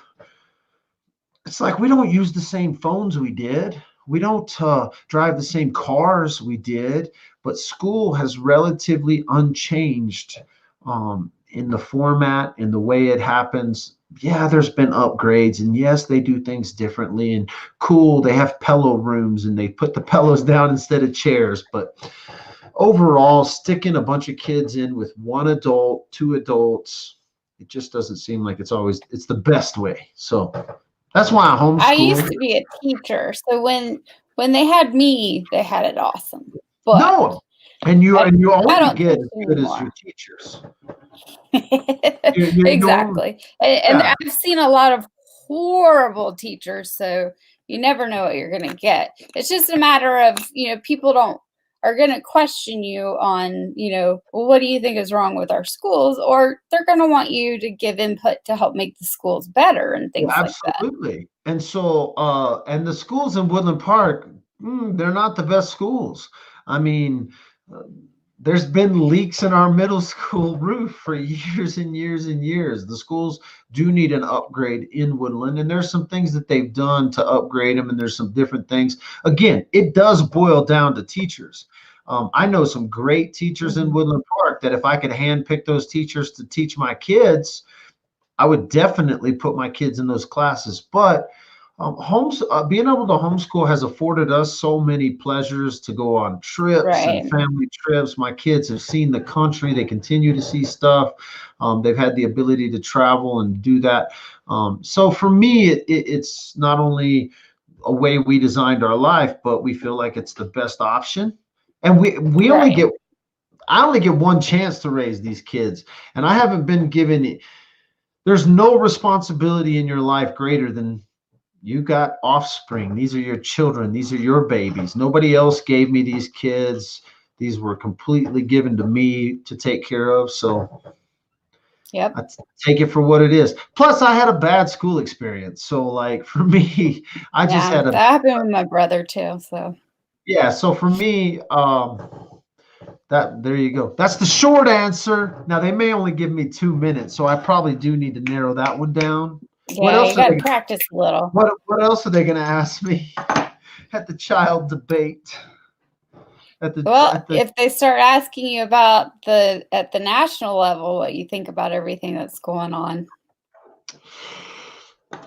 Well, that's why I'm getting involved in local politics, because I feel like the national level it's broken, and is it broken all the way down to the local politics? Is it broken all the way down to city council? Is the political system that we have, can you make a difference in your small community? Because I think a lot of people feel helpless when it comes to the national political scale. Yes, they're going to tell you to vote, and they're going to continue to tell you to vote and all this other stuff. But I think a lot of people feel literally powerless when it comes to national politics. It's a circus. And so. Well, in our last election, the popular vote went one way and then the winner was someone else. So, yeah, it's kind of hard to explain that, especially to younger kids when you're telling them, hey, we want you to get out and vote. And this is the way it works. You know, so it's a tough, especially right now. I mean, yeah, I was just asked today by someone that's here in chat if I watch the national news. And I said, yeah, up until recently. And I can't watch it. Yeah, I mean, the report came out or February 2nd, I think, or February 3rd. The numbers were in. I mean, ABC, NBC, CNN, Fox combined revenue, ad revenue didn't even touch YouTube's ad revenue. So the networks are changing. The largest network in the world is YouTube. No doubt in my mind. The ad revenue tells the story. I talk to people every day about dad with the phone or YouTube channels or creating content around what they love. And I mean, just all walks of life watch YouTube for a variety of reasons, whether it be true crime, someone shopping, someone making Cheetos. It doesn't matter that people don't watch. They do and they don't. Like everybody watch Dateline. Yeah, we still watch a television show every once in a while. Or we watch, our favorite television show or our Netflix or whatever. But the world's changed when dad with the phone can broadcast worldwide. So I have to say, I was talking with somebody when you first went live. We were talking about the fact that one of the news stations aired a conversation of someone who used to be a babysitter for Gannon. And she said that she's interviewed with the police several times. And I was like, why is a news station interviewing somebody that's part of this investigation right now? It's hey, like our favorite texter from today just texted me. Oh. But they won't answer. He just texted me another fun. Hey, are they from Georgia too? Yeah, this is Georgia people. It's the same guy. Yeah. Did they have fun in the snow too? This is the person that that just texted me. Did they have fun in the snow? I don't know. Did they get to play in the snow? We had snow here in Georgia. I wonder if they enjoyed it too. Let me ask him, how's the snow? How's the snow? Well, we would know where they are because if it's melted or not. Yes, it's the same number, Danette. I just texted them back. How's the snow? They're definitely watching. Would you like to come on, Dad, with the phone show? I'll talk to you. I promise. I'll be nice. Yeah. I got that sorry, fun but- text. But that's what happens when you give your number out to the world, right? You're going to get at least one fun text. So Right. Yeah. Well, it's unfortunate. And, unfortunately, these people need to maybe have something positive happen in their life. And we know how to give positive reinforcement. You don't need negativity in your life. Oh, but see, like these people, like whoever's texting me, girl or guy, they need love too. They need love too. Yeah. Yeah. So. Yeah. It's not an on and on because it's melted where they are. Oh, it's melted where they are? Yep. Yep. Uh-oh. Now, we had a tornado, and then we had the river flood, and it was snowing all within 3 days. Actually, if you go to my channel, I actually went out and took a video of it. It's all like 40 seconds long. Jack's mom is plugging her channel on Dad with the phone. Where can they find your channel, Jack's mom? It's Jack's mom. On YouTube. If you click on my name, just click on my name. You have to chat. Say something in chat. I can't type in the chat because I closed out so that it wasn't echoing. So you can't see it? Yeah, I can see chat, but I can't type in it because I tried to earlier. I tried to say hi to CS, but I couldn't. But yeah, if you click on my name, but yeah, I have a very small channel. I'm not really a big YouTuber. The snow's outside. Look at the snow. But no, look at the river. And then look at the people on the other side at the lookout that literally the water is flushing over the side. They're standing on the lookout. It's insane. So CS says hi, Aaron. Yes. So I find it interesting. I'm just going to make the observation. You didn't know what we were talking about with I said, I don't think he knows that it's K Marie on Facebook. I know who Critical K is. Yeah. So we were just laughing that she was lurking when the drama was happening on your page when you announced that you weren't collaborating with a certain person anymore. Look at this. Y'all don't even know half the shit, man. Let me show you something. Let me see. I have books. But those were like mean things, weren't they? I have like books from K. Or is she being nice now? I have books from K Marie. So being nice now? Oh, I saw the picture of the lovely couple. How long did they know each other before look they at this? Look at this. I have books from K Marie. She's like, let me tell you every ounce of dirt I know. Even better. You know what's even better than that is I have actual. Let me see. Let's go back here. Let me find this other one.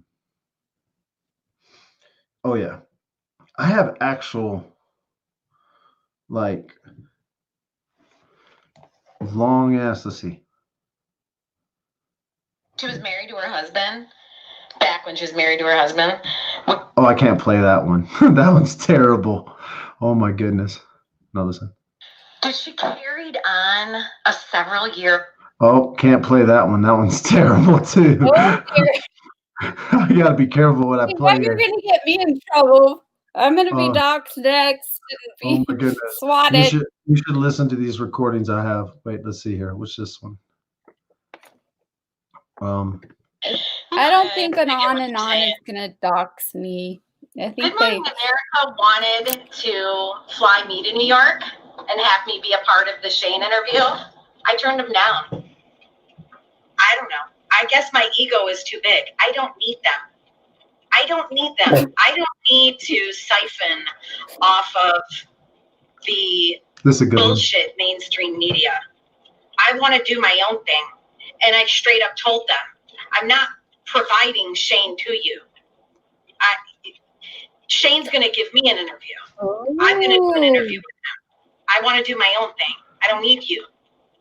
Shane can do his whatever he wants.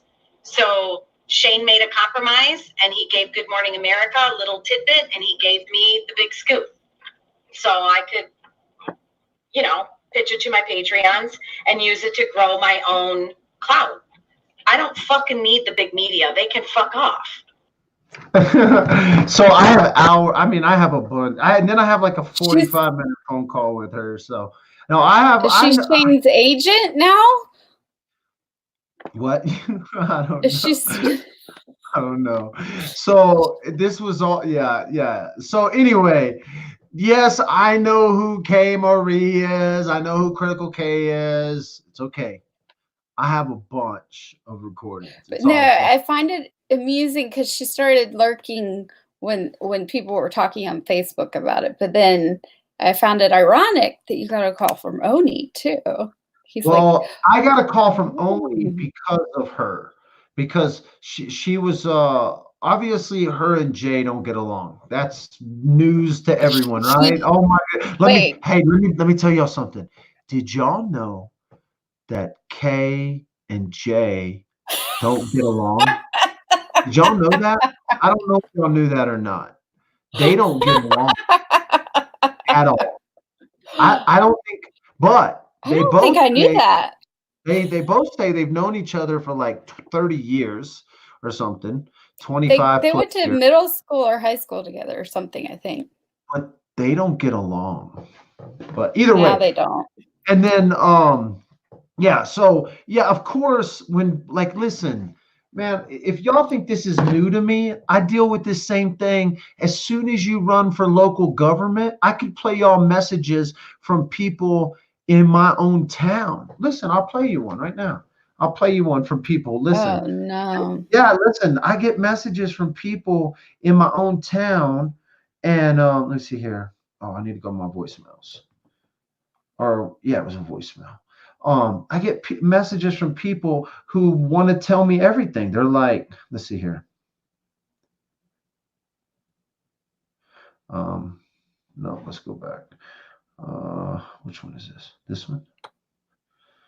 So, let's see. Yeah, look. I will, Dee Dee. Oh, wait. What are you going to ask me? They would like for you to drop the link so they can come join the panel. Who's that? Dee Dee. Dee Dee H. Christine C6 mom. I'll drop the link. I'm not worried. We'll just invite the whole bunch of folks in. As long as you're not the person in Georgia that is being you can come mean to you can come in too. You can come in from Georgia if you want to. I'm trying to play this one message though. Why won't this one play? He wasn't going to let's see. Sorry.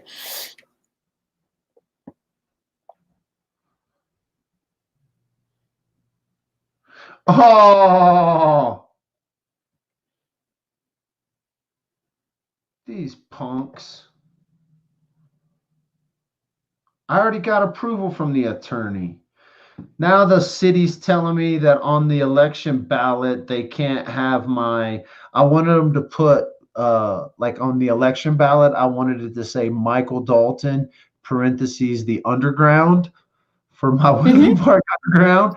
And now they're telling me, I even got approval from the city attorney. Now they're telling me they can't do that. Punks. Why can't they? I meant to tell you. I think it was on Saturday night. It was rather late. I got a notification that Michael Dalton was live. I know. It was an accident.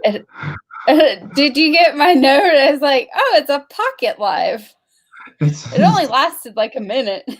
Yeah, you gotta be careful with that. I'm glad it didn't last longer than a minute. Hi, Michael Dalton. This is Maria Sinnell.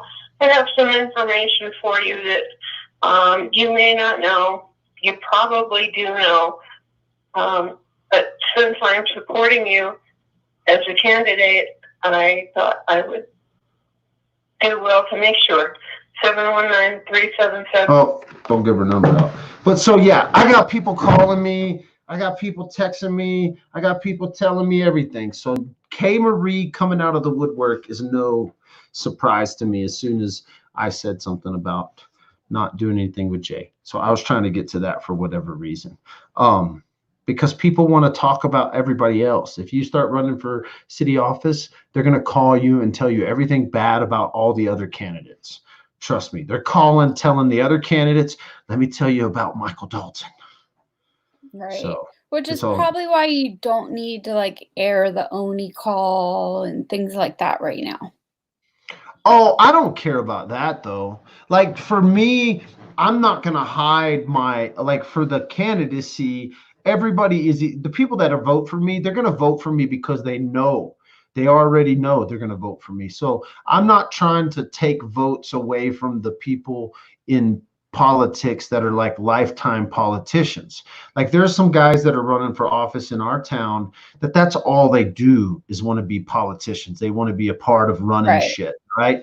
And so those guys are going to get their votes from the people that are the same people who vote for anyone else in politics, right? They're not going to vote for the I don't know, the whatevers, but I'm going to be the Trump. Everyone's going to say he's never going to get there, and next thing you know, they're going to be like, holy shit, Michael's a council member. So I'm going to say, holy shit, I'm a council member. Watch out. But so I just yes, though I do want to tell people that he has been very diplomatic about the Jay situation. There was never, because people in the chat are like, but when did you say this about Jay? What did I say about Jay? I didn't say anything about it. He didn't say anything about Jay. He made one comment on a live that he's not going to be collaborating with her anymore, and he posted it. And I don't even know if I said it on live. I think I just posted something on that. Yeah. You posted it, but then people kept asking you, and you said, it's just a decision that I made. But it's interesting how many DWAPs there were in New York City. Yeah, it was real interesting. Were everywhere. They were screaming my name. Well, that's all I know. Freaking, we got like 30 text messages. So, and anyway, yeah, you don't if I want to make drama about it, I would just play messages, but I'm not really trying to get into the drama side of things with that. I still like Jay. I still love Jay. I'm still glad that she's doing crazy good things in the true crime world. Do I agree with everything? No, but that doesn't. I never agree with anyone wholeheartedly. But that doesn't mean it has nothing to do with why or why not I wouldn't collab with Jay anymore. So it was an issue that we dealt with, or I've dealt with it, and so. I did get messages though. She was wearing my shirt the other day and talking BS. So somebody did. A lot of you guys watch both of us. Y'all can continue to watch both of us, and you can continue to try to stir drama between us. It doesn't matter to me. I don't care. I think it's funny that the drama on YouTube is its own genre of drama amongst creators. Like creators have created the drama, and that's what they build their content off of.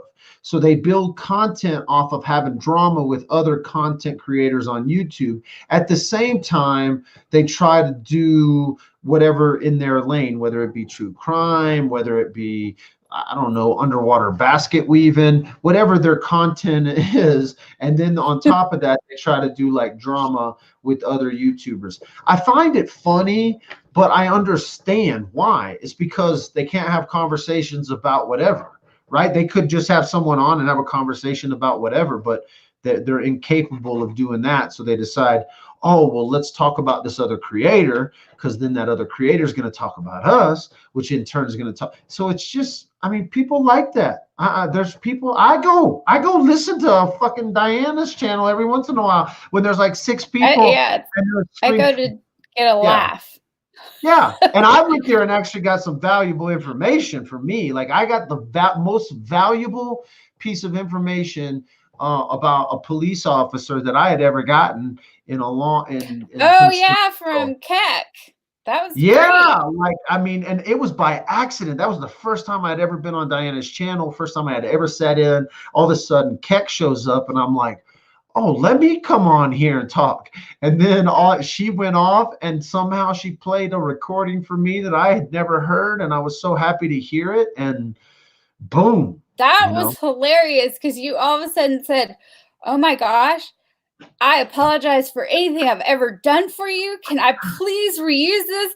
And I'm so sorry. I apologize. I'm sorry. And then you were like, mic drop. And literally she was just like, what did I do? True helper, you gotta put your face up. I'm not gonna bring you in if you ain't put your face up. I know a true helper's like, I don't want to put my face on camera. I think, see, and look, I got the bags under the eyes and everything. You just gotta go with it. Something real. You gotta be real. It can't be. I can't be looking at a picture of a dog. I love you, True Crime. I want you to come on. Yeah, see, and even Jack is I can't even go into chat. And Jack speaks in my videos too. Jack is my broadcaster. Jack is awake now too. Oh, she left. She said, nope, I'm not coming on. I love you, True Helper. Yeah, so Chaos Theory is laughing. She and I are laughing because earlier I was like, okay, I can't look at any more of this Facebook stuff about Gannon's stepmom. It's getting to be too much. And so I was like, what's on YouTube? And so I went to Molly Golightly's channel. There you go. Like, what did I walk into? I don't even know. I don't think I've ever watched Molly Golightly. I haven't watched her before. I couldn't even tell you what it was about.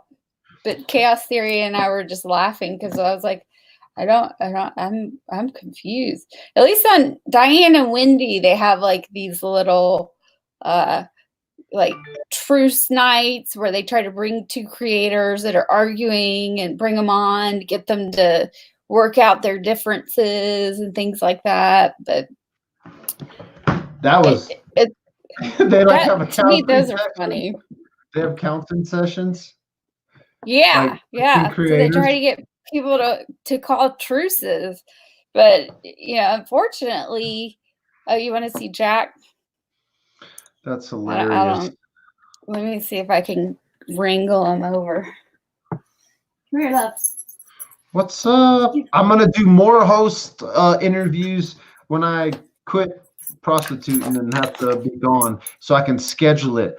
The problem is trying to get people on. Look at that dog. That's like look at Jack. He's like, what is going on? Do you see yourself? That's you. He's like, he's looking at D-Wop. He's not even looking at himself. Oh, Jack. He's a cutie. A come to He's Jesus like, session. What are we doing? They have come to Jesus sessions. Jack for co-host. Jack will be your co-host. He's nice. Jack wants to be my co-host. He will talk to you eventually. Yeah, I do talk.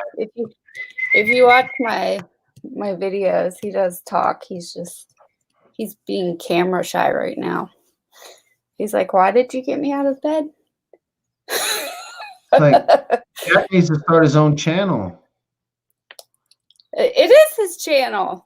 It's Jack's mom's channel. I want to squish his face. It is his channel. All the dog lovers. My buddy Ryan's trying to get me to go into the dog training business. Yeah? He wants me to quit everything and start training dogs. Not if it's like Patrick does. No, he wants me to work with him. But somebody just said, Casey just said Muffin's going to get jealous. Oh, I loved it when you had General on that one time and he was like totally like lounging behind you. Hangs in the And then he background. came and sat next to you for a while. He's like, Muffins has gotten all the attention since she was a puppy. Dude, he totally gets jealous of Muffins. It's hilarious. Oh, Well, Muffins. somebody just said, "Okay, Patrick." No, you need to go listen to I'm not talking about Patrick the dog trainer. Go listen to my podcast with my buddy Ryan. He's a dog trainer. Anyway. Oh, okay. I think I missed that one. You missed that one? Out. Oh, See, man. I got Jack when he was 2.5 years old. So he was potty trained when I got him. And so I don't know how to potty train a dog. The only thing with potty training a dog is consistency. You got to be consistent. You just you can't oh, look.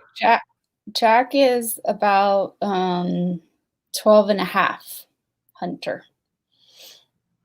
I got another you know who I think this is? This is hilarious. Maybe they are jealous of Jack. I got another text from our boy. Yeah. I think I know who this is. I could be 100 different people, so I don't know. I don't want to say who it is, who I think it is, because I think but I'm pretty sure I know who it is. They have problems. They just have problems. They have like now, are you sure that you know who they are? Because are you aware of the Cab 7 and Green Bay Wacky issue? Yeah, I see all that stuff. The difference though is like people who are going to do danger to someone, like if somebody really wanted to hurt me, they're not going to text me before they do it. You know what I'm saying? So it's not that I don't think that there are people that are out there that'll do bad things, but like somebody doesn't go, hey man, I'm gonna do something to you, you know, or when I watch your back, you know, send you an email and say watch your back. That's not how like real threats work. Crazy people do crazy things without ever saying anything to anyone, you know, they just show up and do crazy shit. So but I am not in the least, like, I have fun with it. Like, you can reach through the phone and get me. Okay. I think I know who it is though. And if I wanted to, I would just release it and it would be funny, but y'all actually know who this is, but y'all just don't know. If y'all did some sleuthing, y'all would figure it out. Well, Cab 7 is offering money, which I think honestly anybody who figures out who it is probably wouldn't even take it if they found the person that's doing it to him. Because I mean, he's wanting to go off YouTube now. No, because he keeps getting calls, right? Like people are calling him or calling on him, or what? He's getting swatted, but he's also getting death threats. And the person will call Green Bay Wacky and give death threats over the phone to him and Cab 7. And he names everyone and their families and talks about how he's going to cut their heads off. And yeah, but again, those are like, that's where those people get off on, is the phone side of things. Like that's it. It's a phone call. It's a prank call. It's the same as that people have done for years and years. But it's happening in conjunction with a SWAT. A welfare check. Yeah. Yeah. There's a difference. You know, a welfare check and a SWAT call are different. In the sense that, you know, I mean, a SWAT call is, I just killed my mother, my father, and I'm going to shoot everybody that comes through the door, right? The SWAT team shows up for that. A welfare check is, oh, man, I think something's going on at this house. I heard them fighting. You know, the kids are having problems. I hear the kids screaming. They got people, you know, they're going to go do a check, but it's not going to be like cops kicking in the door. I just think that the idea of like this little text message to me, I probably am even giving them too too much credit in a sense of showing his number and posting his number or whoever's number out there. On the flip side, I'm down with the phone. If you're going to message me, hey, I'll put your number out there. And if people call you or whatever, so that doesn't bother me. That's what they want. They want attention. That's what they're really seeking is attention. And so you give them a little attention. Just because you didn't see the podcast or you don't remember it, you should go watch it. Because you're not a real follower of mine if you didn't watch my podcast. Me? I'm teasing, Aaron. I'm teasing. We sang The Devil Went Down to Georgia and row your boat together. I forgot about that. That's funny. Did we do that on Oni's channel? I think it was. Well, it was Jay or Oni's. I don't remember which one. I just put up the link to the Dog Trainer podcast in chat, so y'all can go follow that one if you want to go. Oh yeah. See that. Gotcha. Anyway, a lot of people on here do things for shock factor on this platform. Are you talking about on my platform, Casey? Or are you just talking about YouTube in general? They want me to call this number again real quick. Let me call this dude. See if he'll answer. He just texted me. He said he wants to meet me. Just me and him. He just wants to meet. Is he paying for the plane ticket? Am I coming to you or are you going to me? Which one is it? He probably has gotten 100 phone calls from people. Hi, you've reached 1-706-748-8222. Please leave your message after the tone. Yeah, that is Roy D. Mercer from Tulsa, Oklahoma, and I'm calling to get a hold of Sergeant Bilko. I heard he owns this phone, and he be wanting to talk to me. So if you give me a call, Sergeant, I'd really like to speak with you. I don't know. Yeah, the person that's been calling. They've been calling. They've been texting.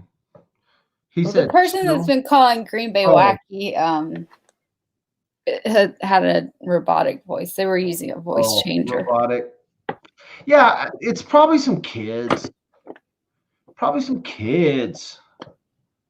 Yeah, the kids need to learn that they can't make threats like that.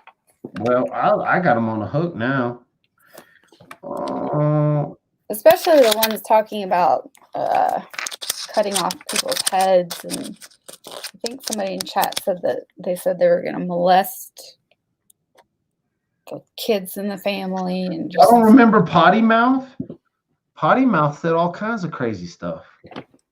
Potty Mouth. You never heard the Potty Mouth phone call? Yeah. When you kept saying, "Oh, do you have daddy issues?" Yeah. Yeah, I remember that.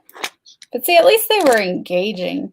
And Stephanie does have an incredibly good point, which is it costs the police department thousands of dollars. I mean, it's a waste of resources. And luckily, nobody has been killed in any of these instances, but in the gaming ones that have happened, people have been killed. Yeah, they did. And the guy that did that call, the guy that made that call is serving prison time. And so, no, that's the thing. That's the best part about where I live. Every police officer already knows me. If someone calls in a swatting call to my house, they are not going to come in like a SWAT team. They'll probably end up messaging me first or call me, or they'll come knock on the doors. And that's the only reason why, like in the instance where Laura Keck called the cops, where Brian St. John called the cops on me. Like, people forget Brian St. John, Laura Keck, probably some other people called Woodland Park Police on Dad with a phone. And so, but those cops. By the way, Smokey P is here. What up, Smokey P? Smokey P's here. Smokey P, people are pissed. They are pissed that you set that video to private. Oh, yeah, that's right. Y'all need Why to is the video on Smokey private, P. Smokey P? Y'all need to get on Smokey P. Smokey P set our video to private, probably because I said too much about Brian St. John. I don't know why he said it to private. It's his channel. I don't know why he said it to private, but he did. He did set it to private. Start answering strange numbers with one word: homicide. But they're not calling him. They're sending him text messages. No, they're sending me text messages. See, I'll show you all the text messages. They said they wanted to meet. Smokey P will head down to Georgia and help out with some. This is the last text message I got. They're really cussing now. Snow, see how dumb. Please meet me. So is he calling me dumb or you dumb? He's calling you dumb because I wrote how's snow, and then I said it's snowing here. I thought we will meet up in the snow because it is definitely snowing here. If you need this guy's number, here's his number real quick. Oh wait, that's different than the other number. Is that a different number? Yeah. Is he spoofing numbers? No, it's the same number he texted me from earlier. See, the texts are the same. The texts are all there. No, the first text, see, the first text came in at 3:51 today. Oh, okay. So yeah, I knew. No, it's the same number. It's the same number. I think this could vary. So I was getting I got threatening text messages from Jay's boyfriend. And so he's from Georgia, and I already know I got threatening text messages from him because he told me it was him. And then so there's, I think it probably could be Jay's boyfriend. So well, I can tell you, I am an alumni of the University of Georgia, and a Georgia Bulldog spells their name Georgia D-A-W-G. All I have to say about that. Someone said Brian St. John closed down his YouTube. Oh well. Your fault. YouTube's a better place today. I didn't realize that he had called Yeah, and he actually put up the only reason I knew he called is he actually put up the message. Like he put the message up on YouTube. And so I saw the video. I didn't download it or anything. I just saw it at one point. So I know, Smokey, but see, you can still come down to Georgia and help get some justice here. They're messing with DWAP. They're not messing with me. They're giving me content. I don't mind any of that. Like, it doesn't bother me at all. I'm like, oh, wait, you want to call me? You want to text me? Leave me a message? Thanks for giving me something to play on air.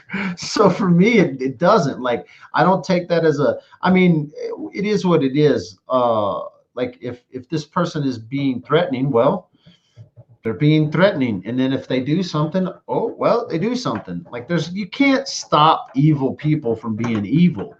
And so if people are going to be evil, they're going to be evil. But I sure as hell don't live in fear. So if they're trying to instill fear, like if they're trying to like text me to be like, you're in a different position than somebody like Cab 7, who is being attacked because of who he loves. And he literally is nothing but a person that wants to. What does that mean? Why is he being attacked for who he loves?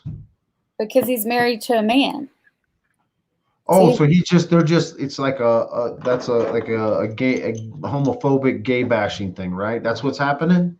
It's that, yeah. That's not a smart place to be, because like that's like something law enforcement's jumping on right now. So right. If law enforcement's looking into it, it's not really a good thing for that's like a hate crime. Yeah, for sure, a hate crime. And yeah, there's going to be consequences for those people. But you know what, though? The thing is, though, if you're going to be a content creator in YouTube, you got to just have a thick skin.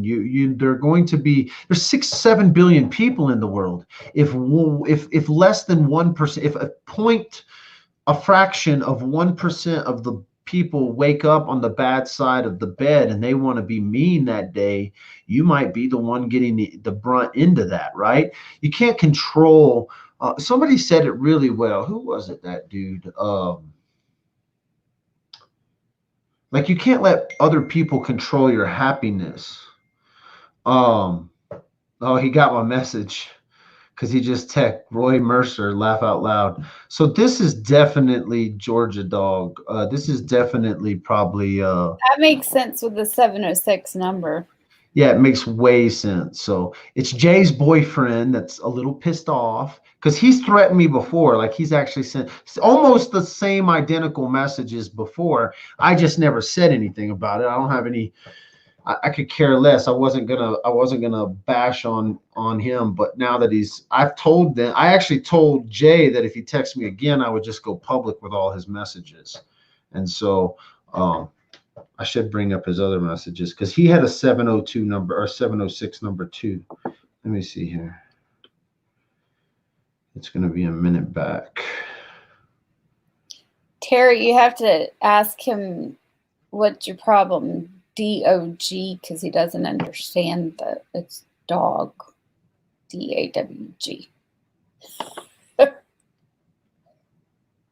Yeah, see, he even he says some of the things, but like this is a message that he sent me a while back. I can't, or just a couple of days ago. How do I freaking make that focus? Come on, focus. I can't. I'll read it. You're a real piece of shit. Only out of yourself. You fucked up a great friendship, true friends. Blah, blah, blah, blah. I told you. Oh, whitewash, you mother effer. He just texted me again. I was trying to think. He said some of his best. You met your match here. You're one sorry MFer. I'm trying to think. Oh, yeah, it's definitely him because he spelled like he says fuck you the same way. FKU. Oh, it's definitely him. You're busted, bro. This is Chad. That guy, Chad. That's what he says his name is. In the Young blood. Yeah. But I don't care. Like I said, they just want attention. So we give him a little attention. Give him a little attention. He's watching right now. I'm glad you're watching, bro. Give me some viewership. Oh, he sounds like a clever dude. Okay. I couldn't type in a chat, so I'm asking CS. Well, you haven't done anything to incite him. Yeah. Oh, they just got he got mad when same thing when I posted that deal that I wasn't going to. No, it was about other stuff that happened. There was some other stuff that happened, like a while back with just drama, just stuff. And so like I was reaching out to try to be caring, and because there were some things that were being said, like people were calling me, people who follow Jay, people who care about Jay were calling me, caring about Jay. I reached out to Jay. He obviously got the messages and was flipping out over stuff, but I was just checking on Jay. So it just turned into his deal there turned into just a ludicrous, which is probably him. I don't know why he's pissed. I don't know why he decided today to start texting. I don't think I talked about anybody else. Maybe it was something from Smokey P's live that somebody got mad at me because we talked about the only person I talked about was Brian St. John. But nevertheless, like if you're not even going to pick up the phone when I call, that's just a big pussy thing to do. Like you want to text and threaten me, but you don't want to pick up the phone. So I don't care. Either way, I'm talking about him. So he got what he wanted. Got him some attention. But none either way. I was gonna tell if anybody else wants to come in before I close down, I'm going to give you one more chance. I'm going to post that link. You got to come in on video. I ain't taking no phone calls. So just stay away, D-Wop. You're more mature. I know. But sometimes I care about people. Maybe I could like turn him and be like, don't you just see, like he got a crack out of my Roy D. Mercer phone. Exactly. He laughed. He like text back, laugh out loud, Roy D. Mercer. He caught that. Roy D. Mercer is the king of prank calls. If you don't know who Roy D. Mercer is, look that stuff up. He is the king of prank calls. So I was going to say, I didn't think you even said anything about Jay last night. It was BSJ and the phony Oni call. Oh, it could be Oni.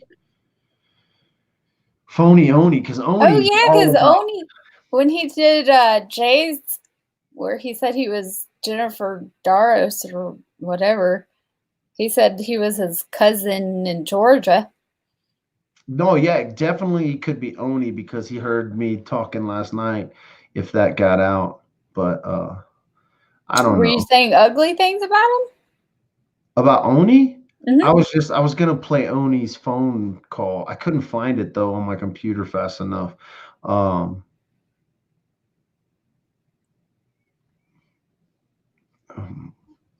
Yeah, so I don't know.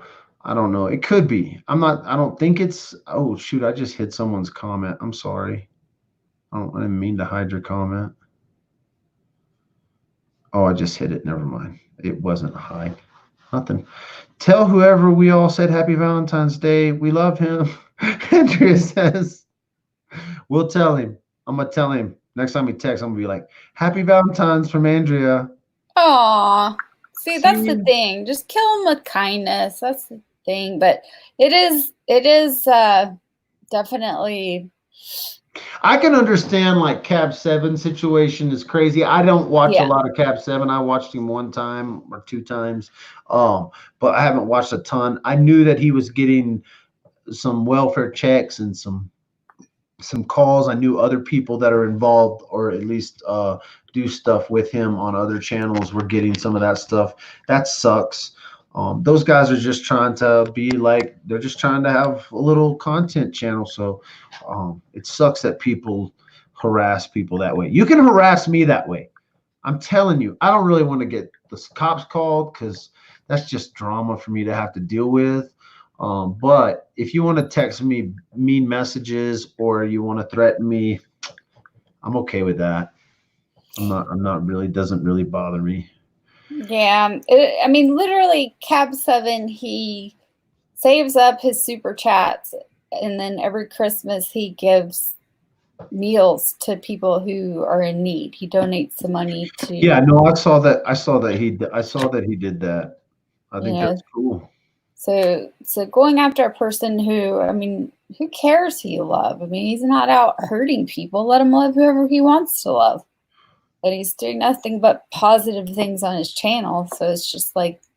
But that's when you're like, if you're not being attacked or if you don't have any adversity, you have to question, are you doing anything that's worth anything, right? And so there's always it's like the whole thumbs down, right? Like if I don't have any thumbs down on my YouTube video, I'm like, dang it, I didn't reach anyone who hates me. I didn't hook anyone. I couldn't even hook them for 2 seconds to give me a thumbs down. So for me, part of the thumbs down or the like even my reviews on my Facebook, like a lady the other day, she left a bad review and I was like, it's finally someone leaves a bad review, because if people only say nice stuff about you, either one, people think it's all fake BS, or two, you begin to read all this stuff and believe it, and then you become super douchebag, right? I would be a douchebag with a phone if I believed everything nice that was said about me. I tell people all the time, if I want to get wicked, man, I have a wicked heart. Like sometimes if I wanted to be wicked, I would do some really mean shit to people. I've never done that, but I have to keep that in check. But if one day I might let it go, who knows? Maybe I'll just snap. Yeah. Watch So don't take that. I'm just kidding. I'm teasing. I'm not going to snap. Don't call the cops. Everything's fine. But so okay, so True Helper, I believe True Helper, I saw it briefly, but I didn't read the whole thing. True Helper is kind of like undercover, so she can't, she works undercover, so they can't show their face. I understand. Well, I have to have a call-in show, and she'll have to call in.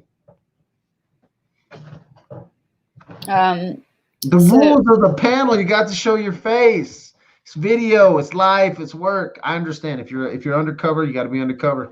Got to stay undercover. Stay undercover. Don't give up your cover. Go put a mask on. Come on with a mask. That would be hilarious. Go get a mask. Get like a ski mask. That would be amusing. I want Smokey Pete. Smokey Pete, come on for a minute, but you can't be vulgar. What do you mean, Smokey Pete? Oh, look. Aaron's laying down rules now for Dad with a Phone channel. Oh, wait. True Helper said done. Does that mean you're going to get a mask? Oh, no. I think she's done with us. Or he's done with us. Oh, I'm a he. He or she, I don't know. I hope they didn't get True mad. Helper is a he. Oh. Did Smokey P leave us already? Oh no, True Helper said, "Give me a minute." Oh, she's getting a mask on. It's a he. It's a he. Oh, he's gonna get a mask. This is gonna be fun. Right? We're gonna get them. We're gonna have. It can be somebody with a mask. Oh, this is gonna be classic. Oh, it's a he, D-Wop. He's chill. So the thing is, Stephanie, when you get a thumbs down, people don't realize that it helps your analytics. Yeah, it's still an engagement. Thumbs up, thumbs down is still an engagement. Review on Facebook. Go give me a review on Facebook. A good review or a bad review. It still helps. So they don't care. But they do. They do, because one time somebody gave me a bad review, and it only took me engaging with them, and then they deleted the bad review. So there you go. Well, there you go. I've spent over $100 replacing my Roku remotes. What? I don't know what the hell that was. I know. I'm very confused. Who is True Helper? So what do we know about True Helper on YouTube? How does True Helper engage on YouTube? I know I've seen True Helper around. And you said, did someone say True Helper is a mod for Scott? I don't know who Scott is. Scott Roshek, the lawyer. Because somebody texted me. Who texted me that said, you should have somebody on, they mod for Scott? I think that's True Helper. I think. It could be. I see True Helper, and I love True Helper's little avatar. Oh, True Helper's a mod for Jay. Oh. Yeah, no, I'm gonna end up getting so much hate because remember that one live you were going, Jack's mom? Who the heck is Jack's mom? Who's Jack's mom? And now the secret's out. Oh, because that's right. You just didn't want to know. You didn't want people to know who you were. Exactly. Well, anonymity, you got to be quiet. You can't be coming on that. You can't come on lives. That's the thing. People are saying, oh, Jack's mom should be your co-host. I'm like, oh, Lord, I'm going to get so much hate mail and hate this, that, and the other. You will.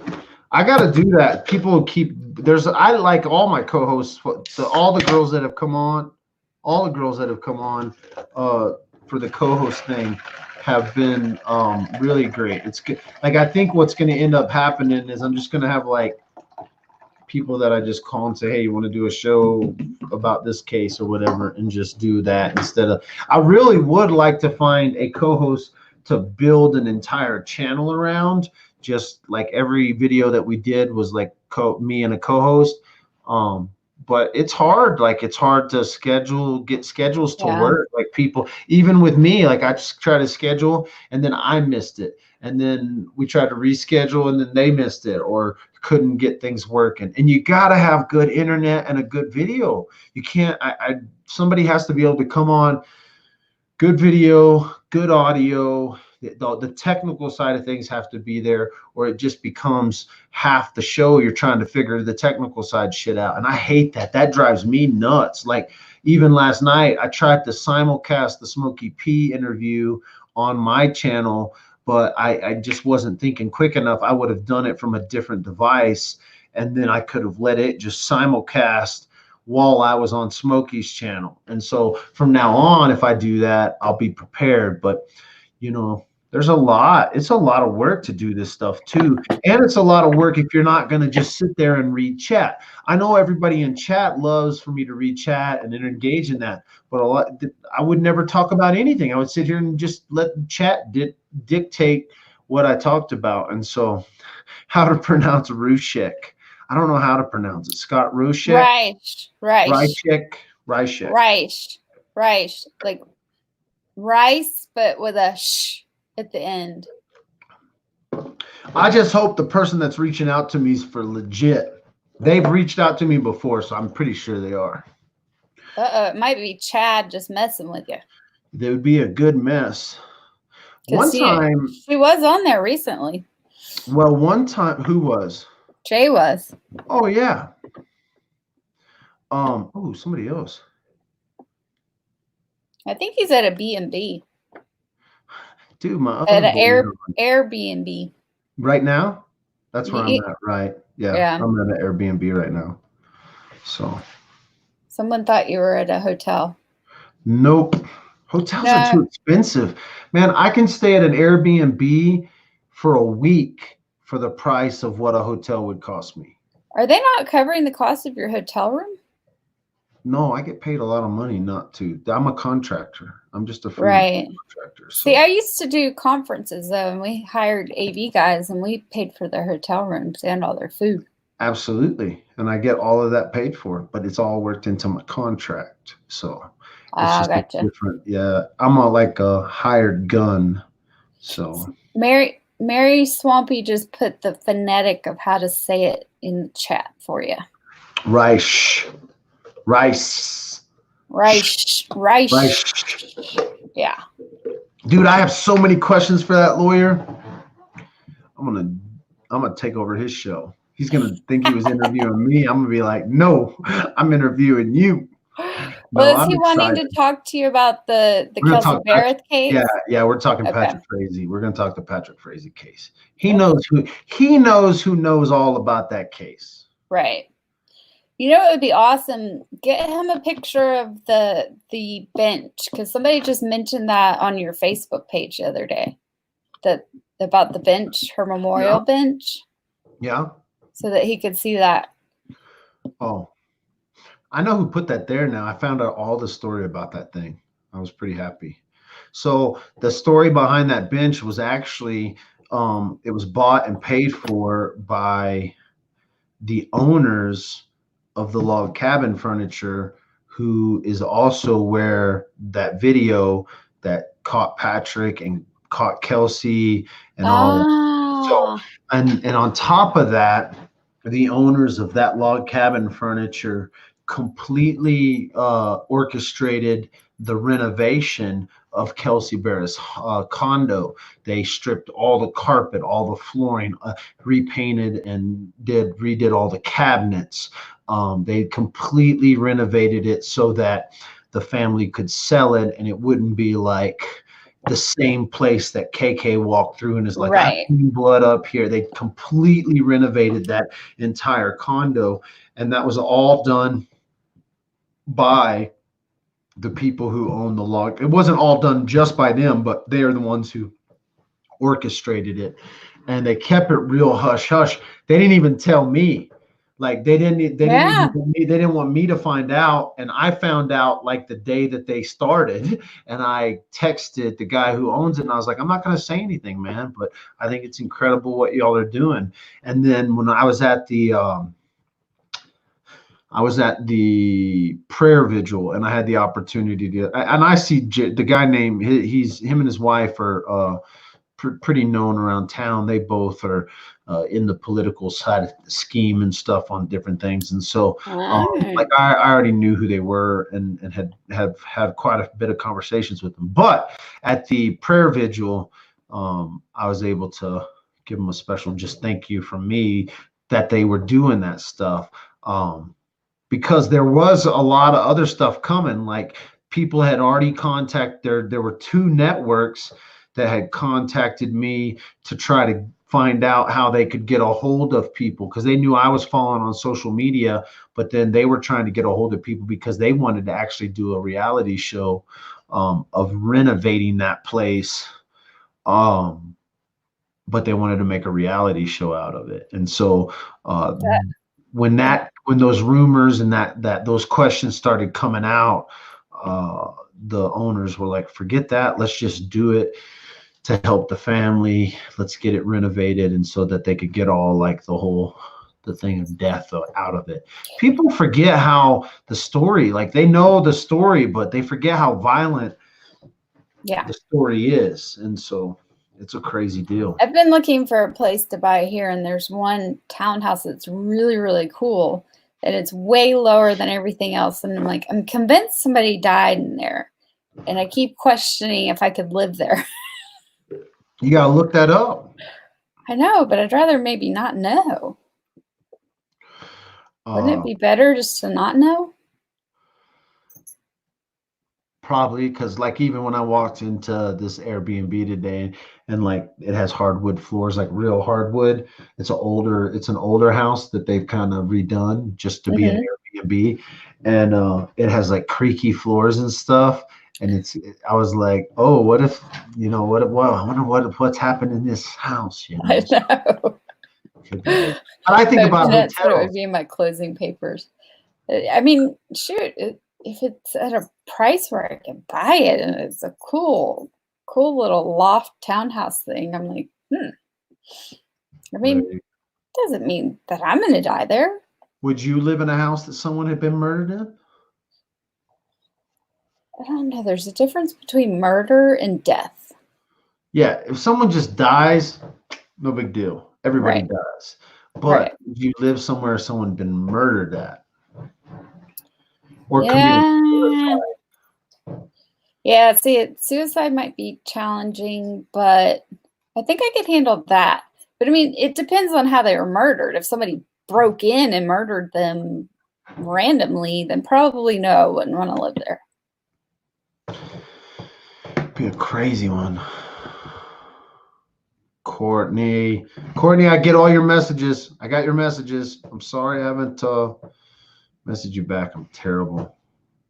Yeah, and I apologize. All of the co-hosts, he hasn't given up. D-Wop and I have known each other for I don't know Aaron. We've been shooting this shit for a long time. Aaron started watching on Oni's channel a year ago. I don't know Aaron. Aaron could be a psychopath. I'm just saying. She could be. According to some crazy girl on Cab 7's channel, I am a bully and support swatting.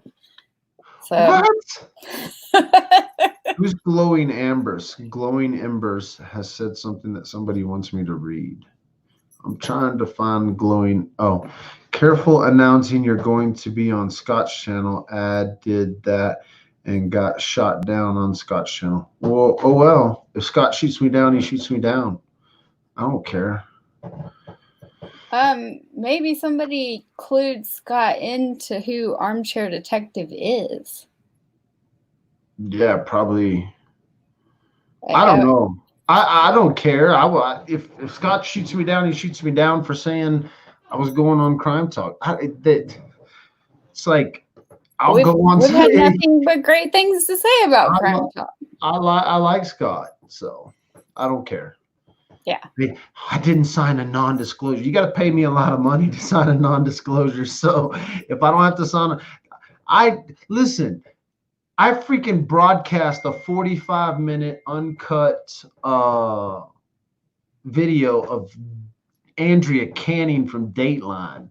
Like, I recorded that entire interview on my phone, and the producer was like, "Are you going to record this?" Yep. Yeah. Well, there you go. You know, come on. Right. So somebody just said, "Where is True Helper with their mask?" I know. True Helper disappeared. No hard feelings. Is he still in the chat? Uh-oh, True Helper showed up. Oh my God. So brilliant, folks. I got ISIS on. I can't wait. I got ISIS. Who is this? Yep. Let me take my earpiece out. Wait, True Helper, I gotta hear you talk. I think I hear an accent. Can you hear me? Oh yeah, we can hear you great. Okay, all right. I was worried about if the mask would cover me up or not. Oh, the mask got you. It's perfect. We can hear everything. So True Helper, we obviously can't talk about who you are because you're hiding your identity. What do you got for us? Well, look, it's only for now, and it's only because of my associates who are probably going to flip out when they know that I did this. But it's all right. It's all right. So you can't know who you are? I'm that person that goes out in the field when looking for certain people, especially in high risk areas. So, yeah, my anonymity is everything. So, and that's only for now. Like I said, that's why I plan to start going live myself in March. But for now, I had to keep, stay off the radar a bit. So, I was going to get one of them Freddy Krueger masks at first, but I figured that'd be a little too much. No, this is perfect, man. This is perfect. So tell me about what you got, or what do you want to talk? What do you? Hang on, Barbara. This isn't crap. This is actually True Helper, who is a good person but does good things, but has to have anonymity right now because of his job. What are you thinking tonight, True Helper? Well, I heard the part about Scott Rush, and let me tell you something about Scott. He's been licensed since 1996, and he's been voted, I believe it's called super lawyer in Colorado area at least 4 times that I know of. So he's got a heart big as gold. And let me tell you, that's going to make for an excellent podcast. Yeah, we're gonna, like, from what I understand, we're gonna get together on Thursday. I don't know.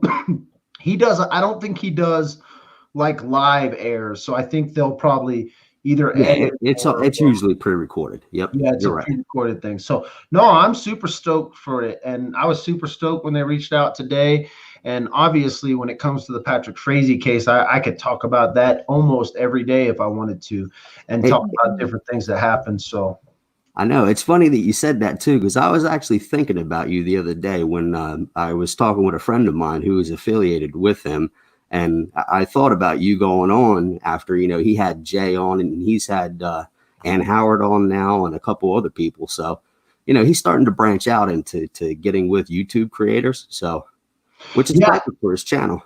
Yeah, and I'm like I said, I'm still in chit chat with him and talking with him, but I would even like to go in live, like hopefully this thing goes well and stuff, but because I'm in Denver right now, and it would even be fun to go in live and have like a real face-to-face with him. So it would be a cool thing. So so that's pretty crazy. And so I am intrigued by this whole thing. So why are you into the true crime stuff? How did you get into the true crime stuff? For whatever reason, years ago, I'm an addict, and I got into a program at around 2000.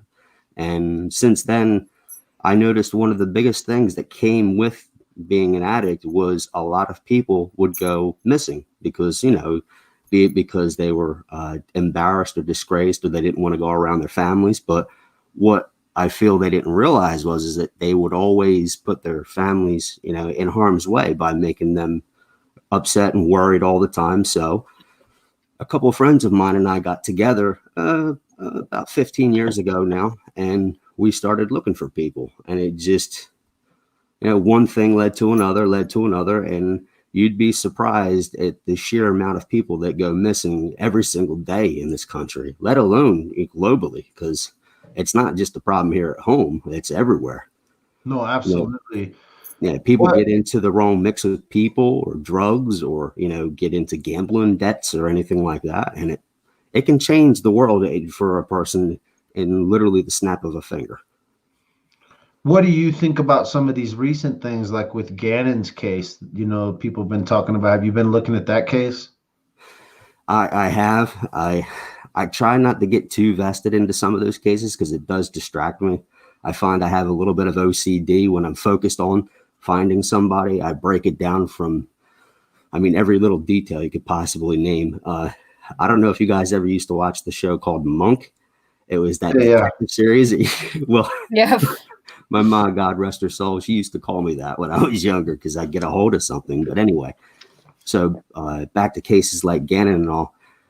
I hear them, but I try not to pay too much attention because it does distract me and pull me in ways that, I really shouldn't go. And then, I get distracted easy. So I got to know my limits, What are some of your notable cases that stand out to you? Like when you've been doing this for a minute, looking for people, has there been any success stories that you guys have been a part of where you found people?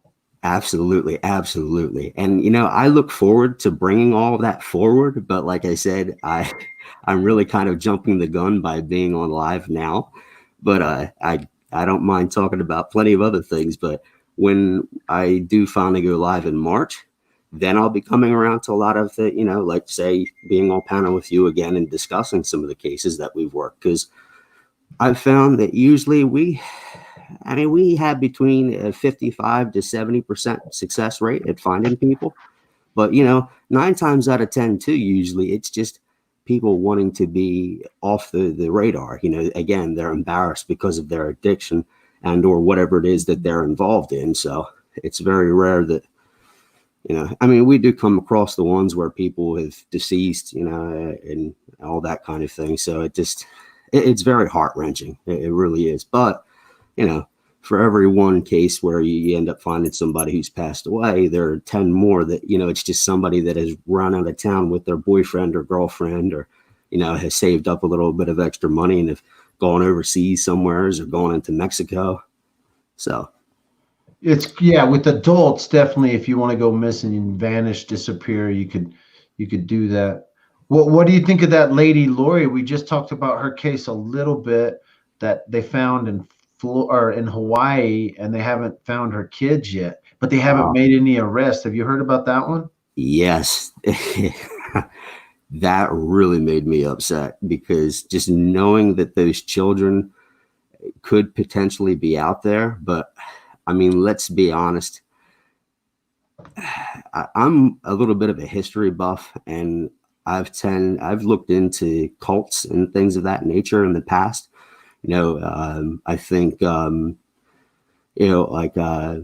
deal in Texas, it got me all started many years ago. And I kind of have this bad feeling that that's not going to end well at all, because given that the children already had some, I guess one was mentally challenged and the other may have been off as well. So I have no doubts that, and I'm just going to put it out there and be real, Fruit Loops like those types of parents that, they believe that the end of the world is going to happen here in June of this year, that, the second coming of Jesus is happening. And it's been openly stated and they swear by it. So that just tells you all you need to know about their mentality. So I'm very nervous and worried that all of their actions are indicative. I don't even really want to say it, but you know where I'm going with that. It's not looking good for those kids. It's just not. Are you surprised though that the police have not arrested them or done anything? Well, typically, to be honest, I am surprised when the judge issued the order for presentation of the children that there hasn't been any kind of action, because I believe that expired last Thursday. Yeah, it was last correct, week. I believe? Yeah, one day last week. So, because I know they were delivered it, and I guess that's when the reporters had that exclusive video from when they were walking and they were asking the questions and all. So, as to why they weren't picked up, Thursday is beyond me, because usually that would mean that they're in violation of a court order. So usually something always comes of that. So I don't know if that means that they ran again, or if they, I heard that they took their vehicle, they confiscated the vehicle, I guess, as part of evidence or something like that.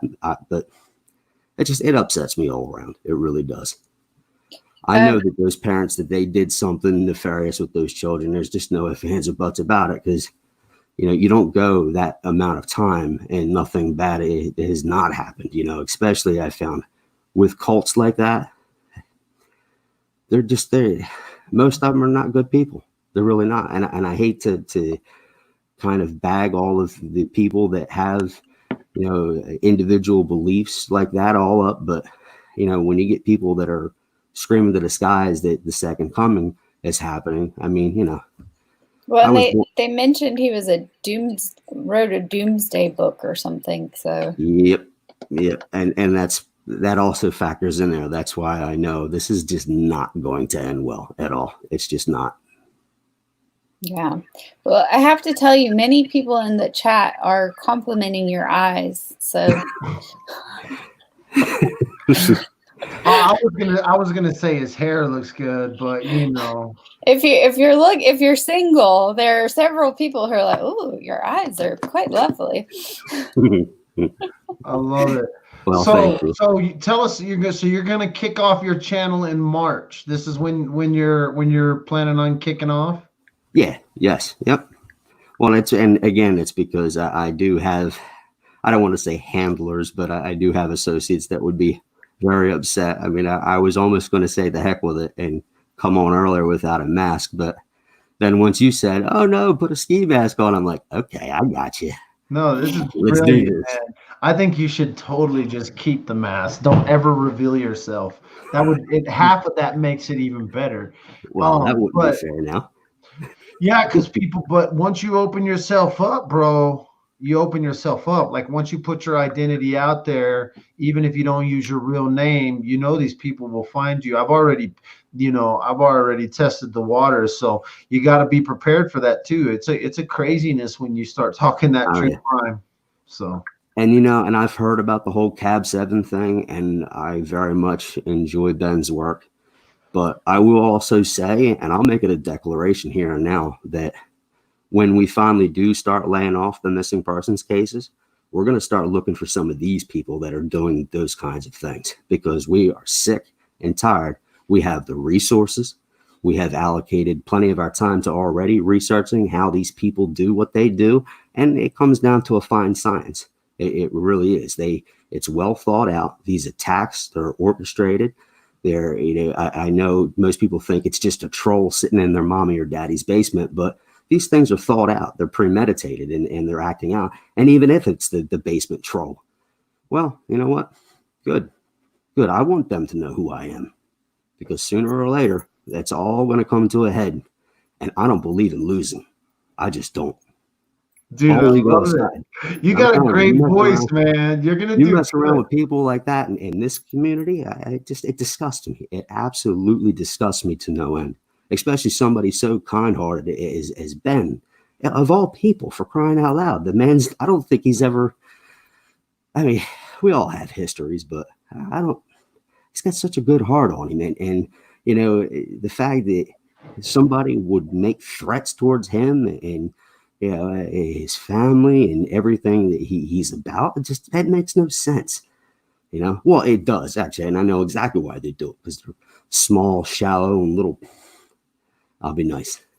I'm not gonna finish. Well, we have some poor role models right now. I mean, let's be honest. There aren't many great role models right now, and I honestly, I think that Google as a company wants to not have this be what YouTube is about. I mean, people literally don't want to start channels because they're afraid of being terrorized, because so many people are being attacked. And, when you see a person like Cab 7, you see a person like Green Bay Wacky, I mean, I haven't watched him much, but he's freaking hilarious. I mean, he should be a disc jockey and having a ball and just. I mean, these are people who it's like, come on, this is what Google wanted when they created YouTube, and it's turning into this vicious, sick thing. I agree. And that's part of the reason why it gets me so upset, because there are so many good people that are on social media, but then you come across those handful of knuckleheads that are out there. They've got nothing else better to do than to harass people and to cause these kinds of things. Well, I do have a text message from one of those kinds of people. Tell your silly guest to take his mask off. Yeah. Soon enough, my friend. Soon enough. Is he, a puss like you? That's what he wrote. That's what he wrote to me. Is that our friend from 706? Yeah, that's Georgia boy. Georgia boy. So Georgia boy, you better He be wants careful, to know man. if he's hotter than you. He's jealous because we all like your eyes. Well, it sounds like either a little bit of personal insecurity or something's not right inside of somebody's head. I'm not sure. Georgia I don't really care to go down that route, but no, I know. I just was laughing because he was like, tell him to take the mask off. You know what's funny is he's addicted to dad with a phone. He can't turn it off. He's watching right now. He's like watching us, and he has to get his text in. I wasn't going to even bring him into the conversation, but we were talking about those kinds of people, so I thought it fit. Well, heck, who wouldn't be addicted? I mean, come on, man. You got a pretty good podcast, and I definitely loved seeing you and Smokey the other night going at it. That was awesome. It really was. So you're a consumer as well as going to be a creator, because you obviously have watched a lot of different people in this true crime world. Oh, absolutely. Absolutely. Well, that's why I do a fair share of moderating. I mean, I am a moderator for Mr. Reich. I am a moderator for Jay, as it was said earlier. And I'm a moderator for Zav Girl and there's a few other bigger channels. Leak Project, Rex Bear is a friend of mine. I love his work.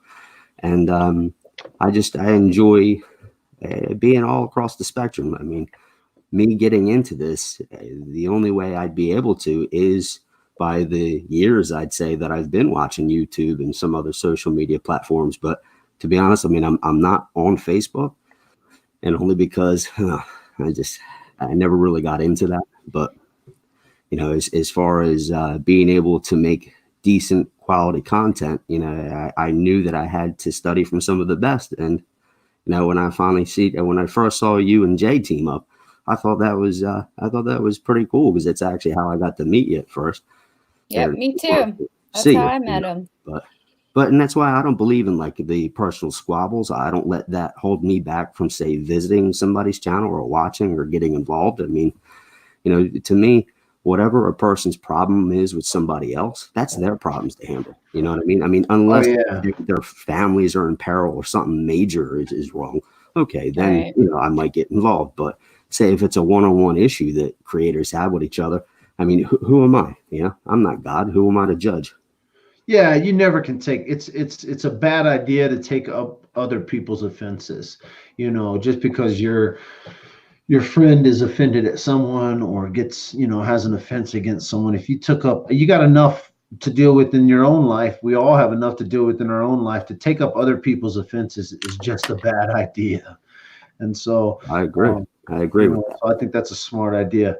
I didn't know. I've seen you in chat, and I think I've chatted with you over. I thought you were we have a moderator over at Scott's channel. And Scott, somebody else that works with Scott reached out to me today. So hopefully it all works out. And then someone was like, "You shouldn't have said anything. You're gonna get bounced." I'm like, if I get bounced for saying that Scott reached out to me, oh well. But I tell you, Mr. Reich, he's not like that. He trusts me. If he or his producer over there says it's a go, then it's a go. He's not gonna bounce out on you in a second. He's got a pretty good sense of humor on him as well. So I'm telling you, I loved it. I love the fact that I can't remember what turned me on to his channel, but it was definitely during the Patrick Frazee case.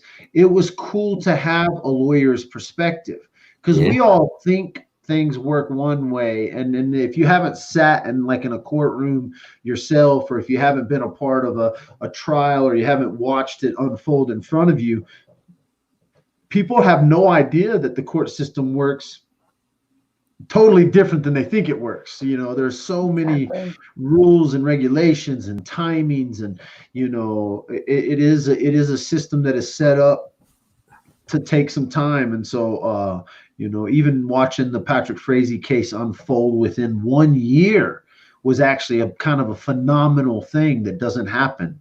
You know, for somebody to be arrested, convicted, sentenced, all within a calendar year of the crime, especially the kind of crime, the intricacies of that crime, it's kind of a crazy deal that went down. And so even the whole court way it folded out. So no, it's gonna be a great. I can't wait because I have a bunch of questions. So I look forward to watching you guys too. I'm telling you, I think I found Mr. Rice for the same reasons as you did. I mean, first of all, I wanted kind of an unbiased perspective, but then hearing that, you know, hey, here's this criminal defense attorney that's involved, you know, on YouTube of all places. I was like, maybe I'll click on him.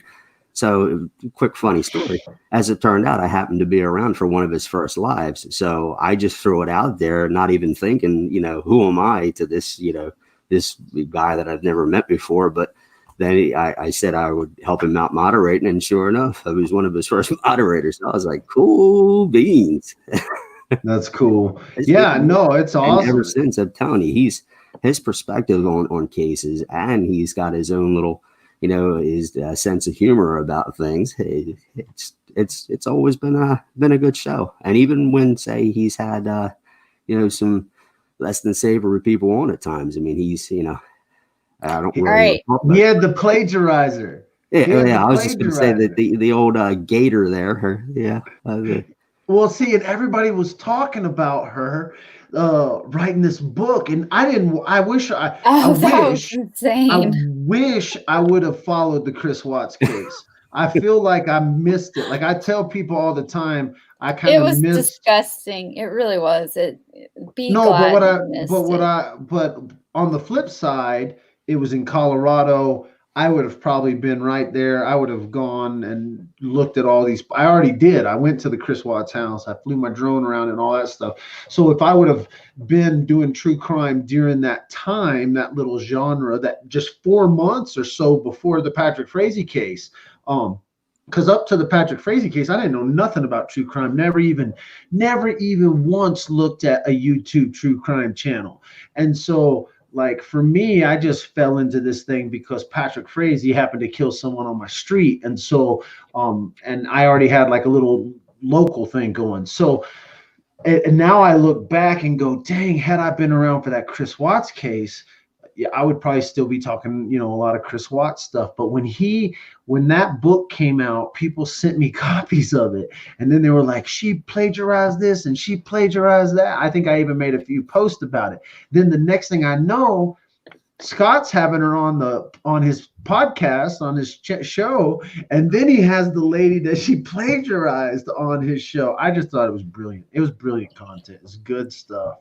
Yeah. So that was blown wide open for me too. I got a message one day that another channel I followed, Team Phoenix, was live talking about it, and this woman named Kimberly had come out, and I'm telling you, of all the people I've seen make comments about the plagiarism, I mean, her work, it was by and far not only the best that I've seen out there, but probably some of the most humorous type. I mean, I've got a pretty dry sense of humor anyway, but it cracked me up. But at the same time, you know, it had made me concerned. So I knew the moment that I saw that, the day after Kimberly posted her videos about Cattlegate, you know, and she held the books up side by side and the whole 9 yards, you know, I had tried contacting her. And then just by happenstance, yet again, here was Miss Howard, who actually came into her comment section and had, you know, had thanked Kimberly for posting the video, and that, you know, she was aware that it was taking place and that she was going to be in touch with her publisher and her, you know, her attorney as well, you know, because she's an attorney herself, but obviously she needed a specialized attorney for, you know, I guess copyright or whatnot. But So I happened to shoot Miss Howard a comment, stating, hey, look, I'm with, Mr. Rice or Scott Rice's channel. Can we talk? Because I knew that it was going to blow up, all up in our face, because I already started seeing people questioning Mr. Rice's integrity for having Cato on and all this and that. So I did what I could to I was deleting comments left and right, especially on some of the videos. But then at the end of the day, I started telling some of these people, that should say all that you need to know about Mr. Rice and his integrity, that, he believes in every little thing that he does. And it's not like, everybody, I guess, thought that he had her on like a bunch of different times. No, it wasn't. He had her on one time and he chopped that video up into several different parts. So long story short, after shooting Miss Howard an email, she said that she would be in touch with Mr. Rice. So it was about 4 or 5 days after that she was on the show. And oh boy, it couldn't have been sooner, because then I started seeing all these other kinds of channels coming out, just banging on everybody that even had Cato on left and right. And it, I don't know. I get a little concerned when people go after people that I either respect, admire, or, Hey, I have good news, you guys. We are so popular that Santa and Santa's elves are visiting us in the chat. Oh, I see that now. Hello, Mrs. Yeah. We brought them down from the North Pole. Santa's favorite elf.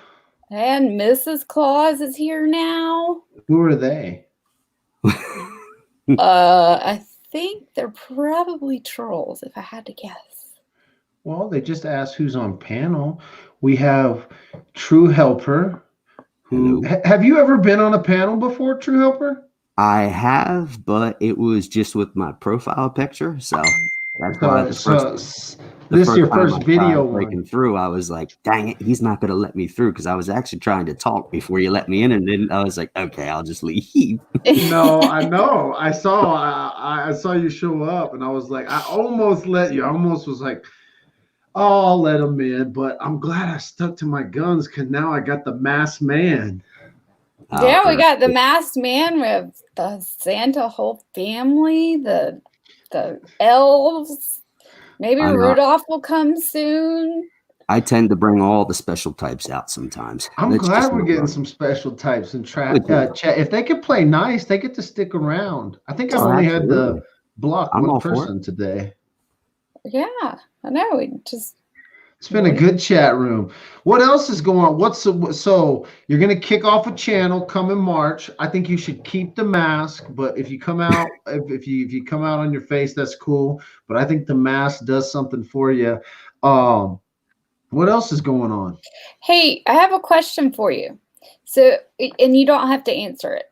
Sure. You have an accent. Some people think that you've said that you're from the East Coast before. I can't place the accent, but you don't have to tell us if that's okay. Let's just say that I was born, bred, and raised in the East. So yes, I am an East Coast. Look at this. Everybody's now the whole sleuthing community is going to be trying to uncover your identity. That's okay. I tell you what, I'd actually make a very good bet with somebody to see if they could, because there's probably 1 or 2 people out there that would know who I am. Well, some people are saying that they think you've got a New Orleans accent. Or Louisiana. I did live down south for a little while, so yeah. I hear the southern twang every once in a while. Now you're just gonna have it's gonna turn into who is True Helper. # who is the real True Helper. And I do. I apologize. I can't type in the chat, but I know that there is somewhere there's an article, and maybe you might know, True Helper, the cult that Lori Vallow and her husband are associated with. That I think that can be found in an article. I don't know the name of it, but it is located in Idaho, correct? Yes, I believe you're correct. It was, I do know, and it's a cult. I can't remember. It's actually a pretty common one. They have, I think they have 1 or 2 other areas, or 1 or 2 other congregations of those types. It's right on the top of my head too, and I just can't remember it. But yeah, okay. They are, and pardon me again, but they are some wackadoodles. Yeah. So I think some people in chat that want to do some sleuthing are wondering if maybe the kids could be located at a compound somewhere. Oh, they very well could be, because that's exactly how they believe. They kind of they're separatists, so to speak. They actually will separate themselves from the outside world as much as humanly possible, but at the same time, you know, it's not. They'll just do whatever they can to keep their funds and finance and all that stuff up. But, you know, I've heard, when I first heard the name, and it was through an article, I did some research on it. And yeah, let's just say that they're well known within the some of the authoritative agencies, so to speak. So it's not the first time for them being on the radar of, you know, the FBI and others. So. Okay. Are you a cop? Are you a cop? No. Maybe. Absolutely not. Oh, he said no. I couldn't hear you. Aaron said maybe, but you said no. I got you. His eyes are too happy. Cops see such disgusting. Well, I'm sure you've seen some pretty bad No, things. I don't want to blow your cover. I just wondered if you were a cop because of the way some of the things you just said there about like just the different agencies. Who are the religious group? What's their name? What are they listed under? Do they have a cult name?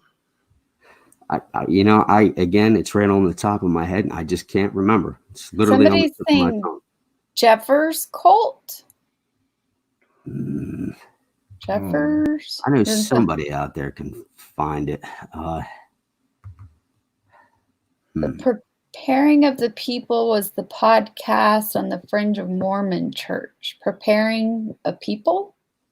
Yeah, that's it. Preparing the people.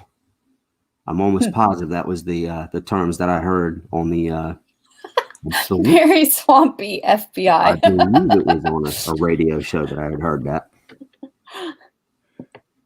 Oh, Mr. What? Paul's and Santa's favorite elf was blocked. I did block him. Uh-oh.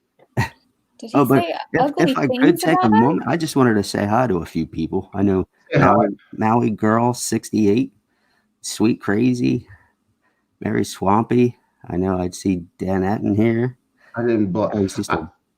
I didn't block him for any bad reasons. I just blocked him because I felt like it. People are going to be like, why'd you block him? Well, no, I think it becomes annoying in chat when they're trying to have conversations with us because then they kind of monopolize the chat. And then.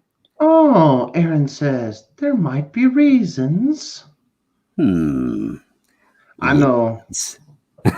They can come to True Helpers channel come March, though. Sure. As Mrs. Claus and Santa. Come on, come on. Just don't be I have a feeling that the news is out that True Helper is on Dad with the phone right now. I think the news is out about us saying some comments about someone else as well. So. Oh yeah, my phone right now is blowing up with text messages from all kinds of folks. So I just laugh, but I was just going to ask you how much hate mail you already have. Dude, like if you're not getting no hate mail, that means nobody's listening. I tell people, like, if nobody was listening, the haters don't spend any time, the trolls wouldn't spend any time trying to troll, right? There's no reason to come try to get attention if there's no attention there. And so I don't mind a good prank call or a good text message or a good voicemail, but yeah, but you know what about that though? I'm sorry. I don't really care who it is, but I don't really have much respect for people that will just nonstop text and harass somebody else. I mean, if you got something to say, get it out, man up and say, look, I got a problem with you and here's what it is. And we're either going to work it out or we're going to go fisticuffs. One way or another, it's going to get solved. And that's the way that it is. But other than that, I mean, to continuously harass and just keep on sending just harassing type messages just because you can. I mean, come on, it doesn't really solve anything. And frankly, well, yeah, there's nothing like there's and I'm not saying nothing anything bad about anybody, but I'm just, saying in general. I'm sad for the people, honestly, because there's so many other things you could be doing with your time. Yeah, exactly. Really. Just bring your beef up and get it out of the way already, Oh, But- so I see Robin Lane, Andrea F.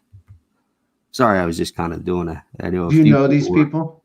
Hey, you have a lot of people hollering out to you.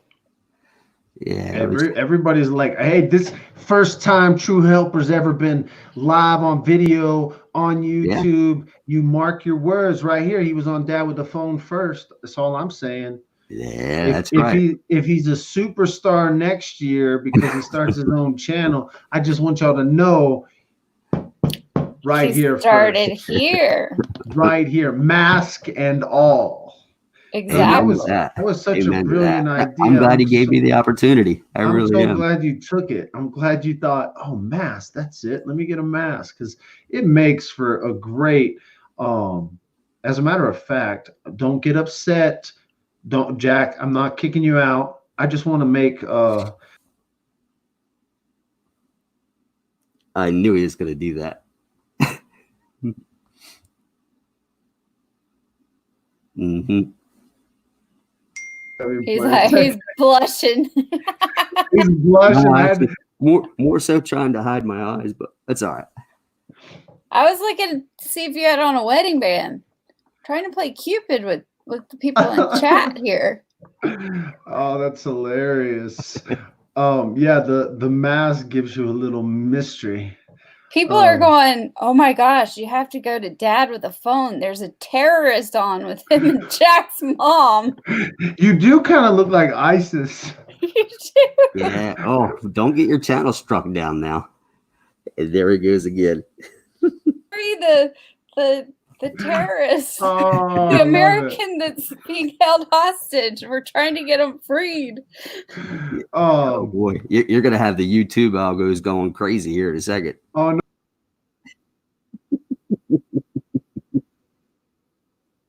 He keeps trying. Oh, I got this. Wait. I can close it up. I'm closing ranks.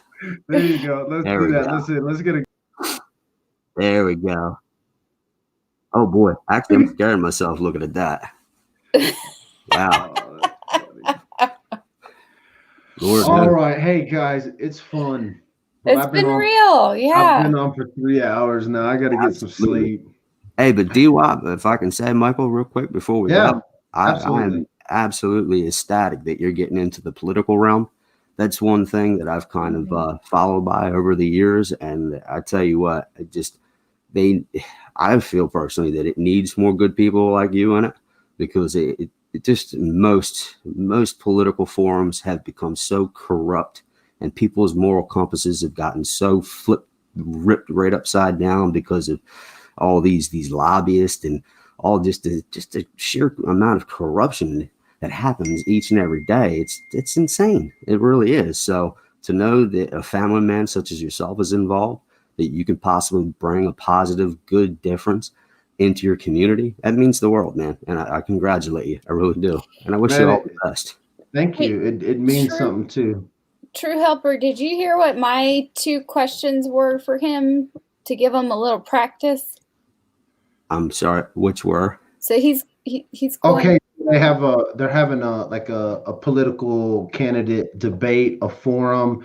It's going to be hosted by they're having a couple of them, but one of them is going to be hosted by the high school, and the high school civics class is going to be like the panel who moderates, but then there'll be adults. It's going to happen at their auditorium. There'll be adults obviously in the audience, voting public. But she was like, are you prepared for questions that they're going to ask? And she asked me the homeschool question, like, why do I homeschool my kids instead of sending them to public school? And then what was the other one? About the national politics. Oh yeah, national politics stuff. And for me, like, I don't know, I've never rolled in the political side of things. Even up until a few years ago, I wasn't even registered to vote, but I've always took an interest into our city council meetings.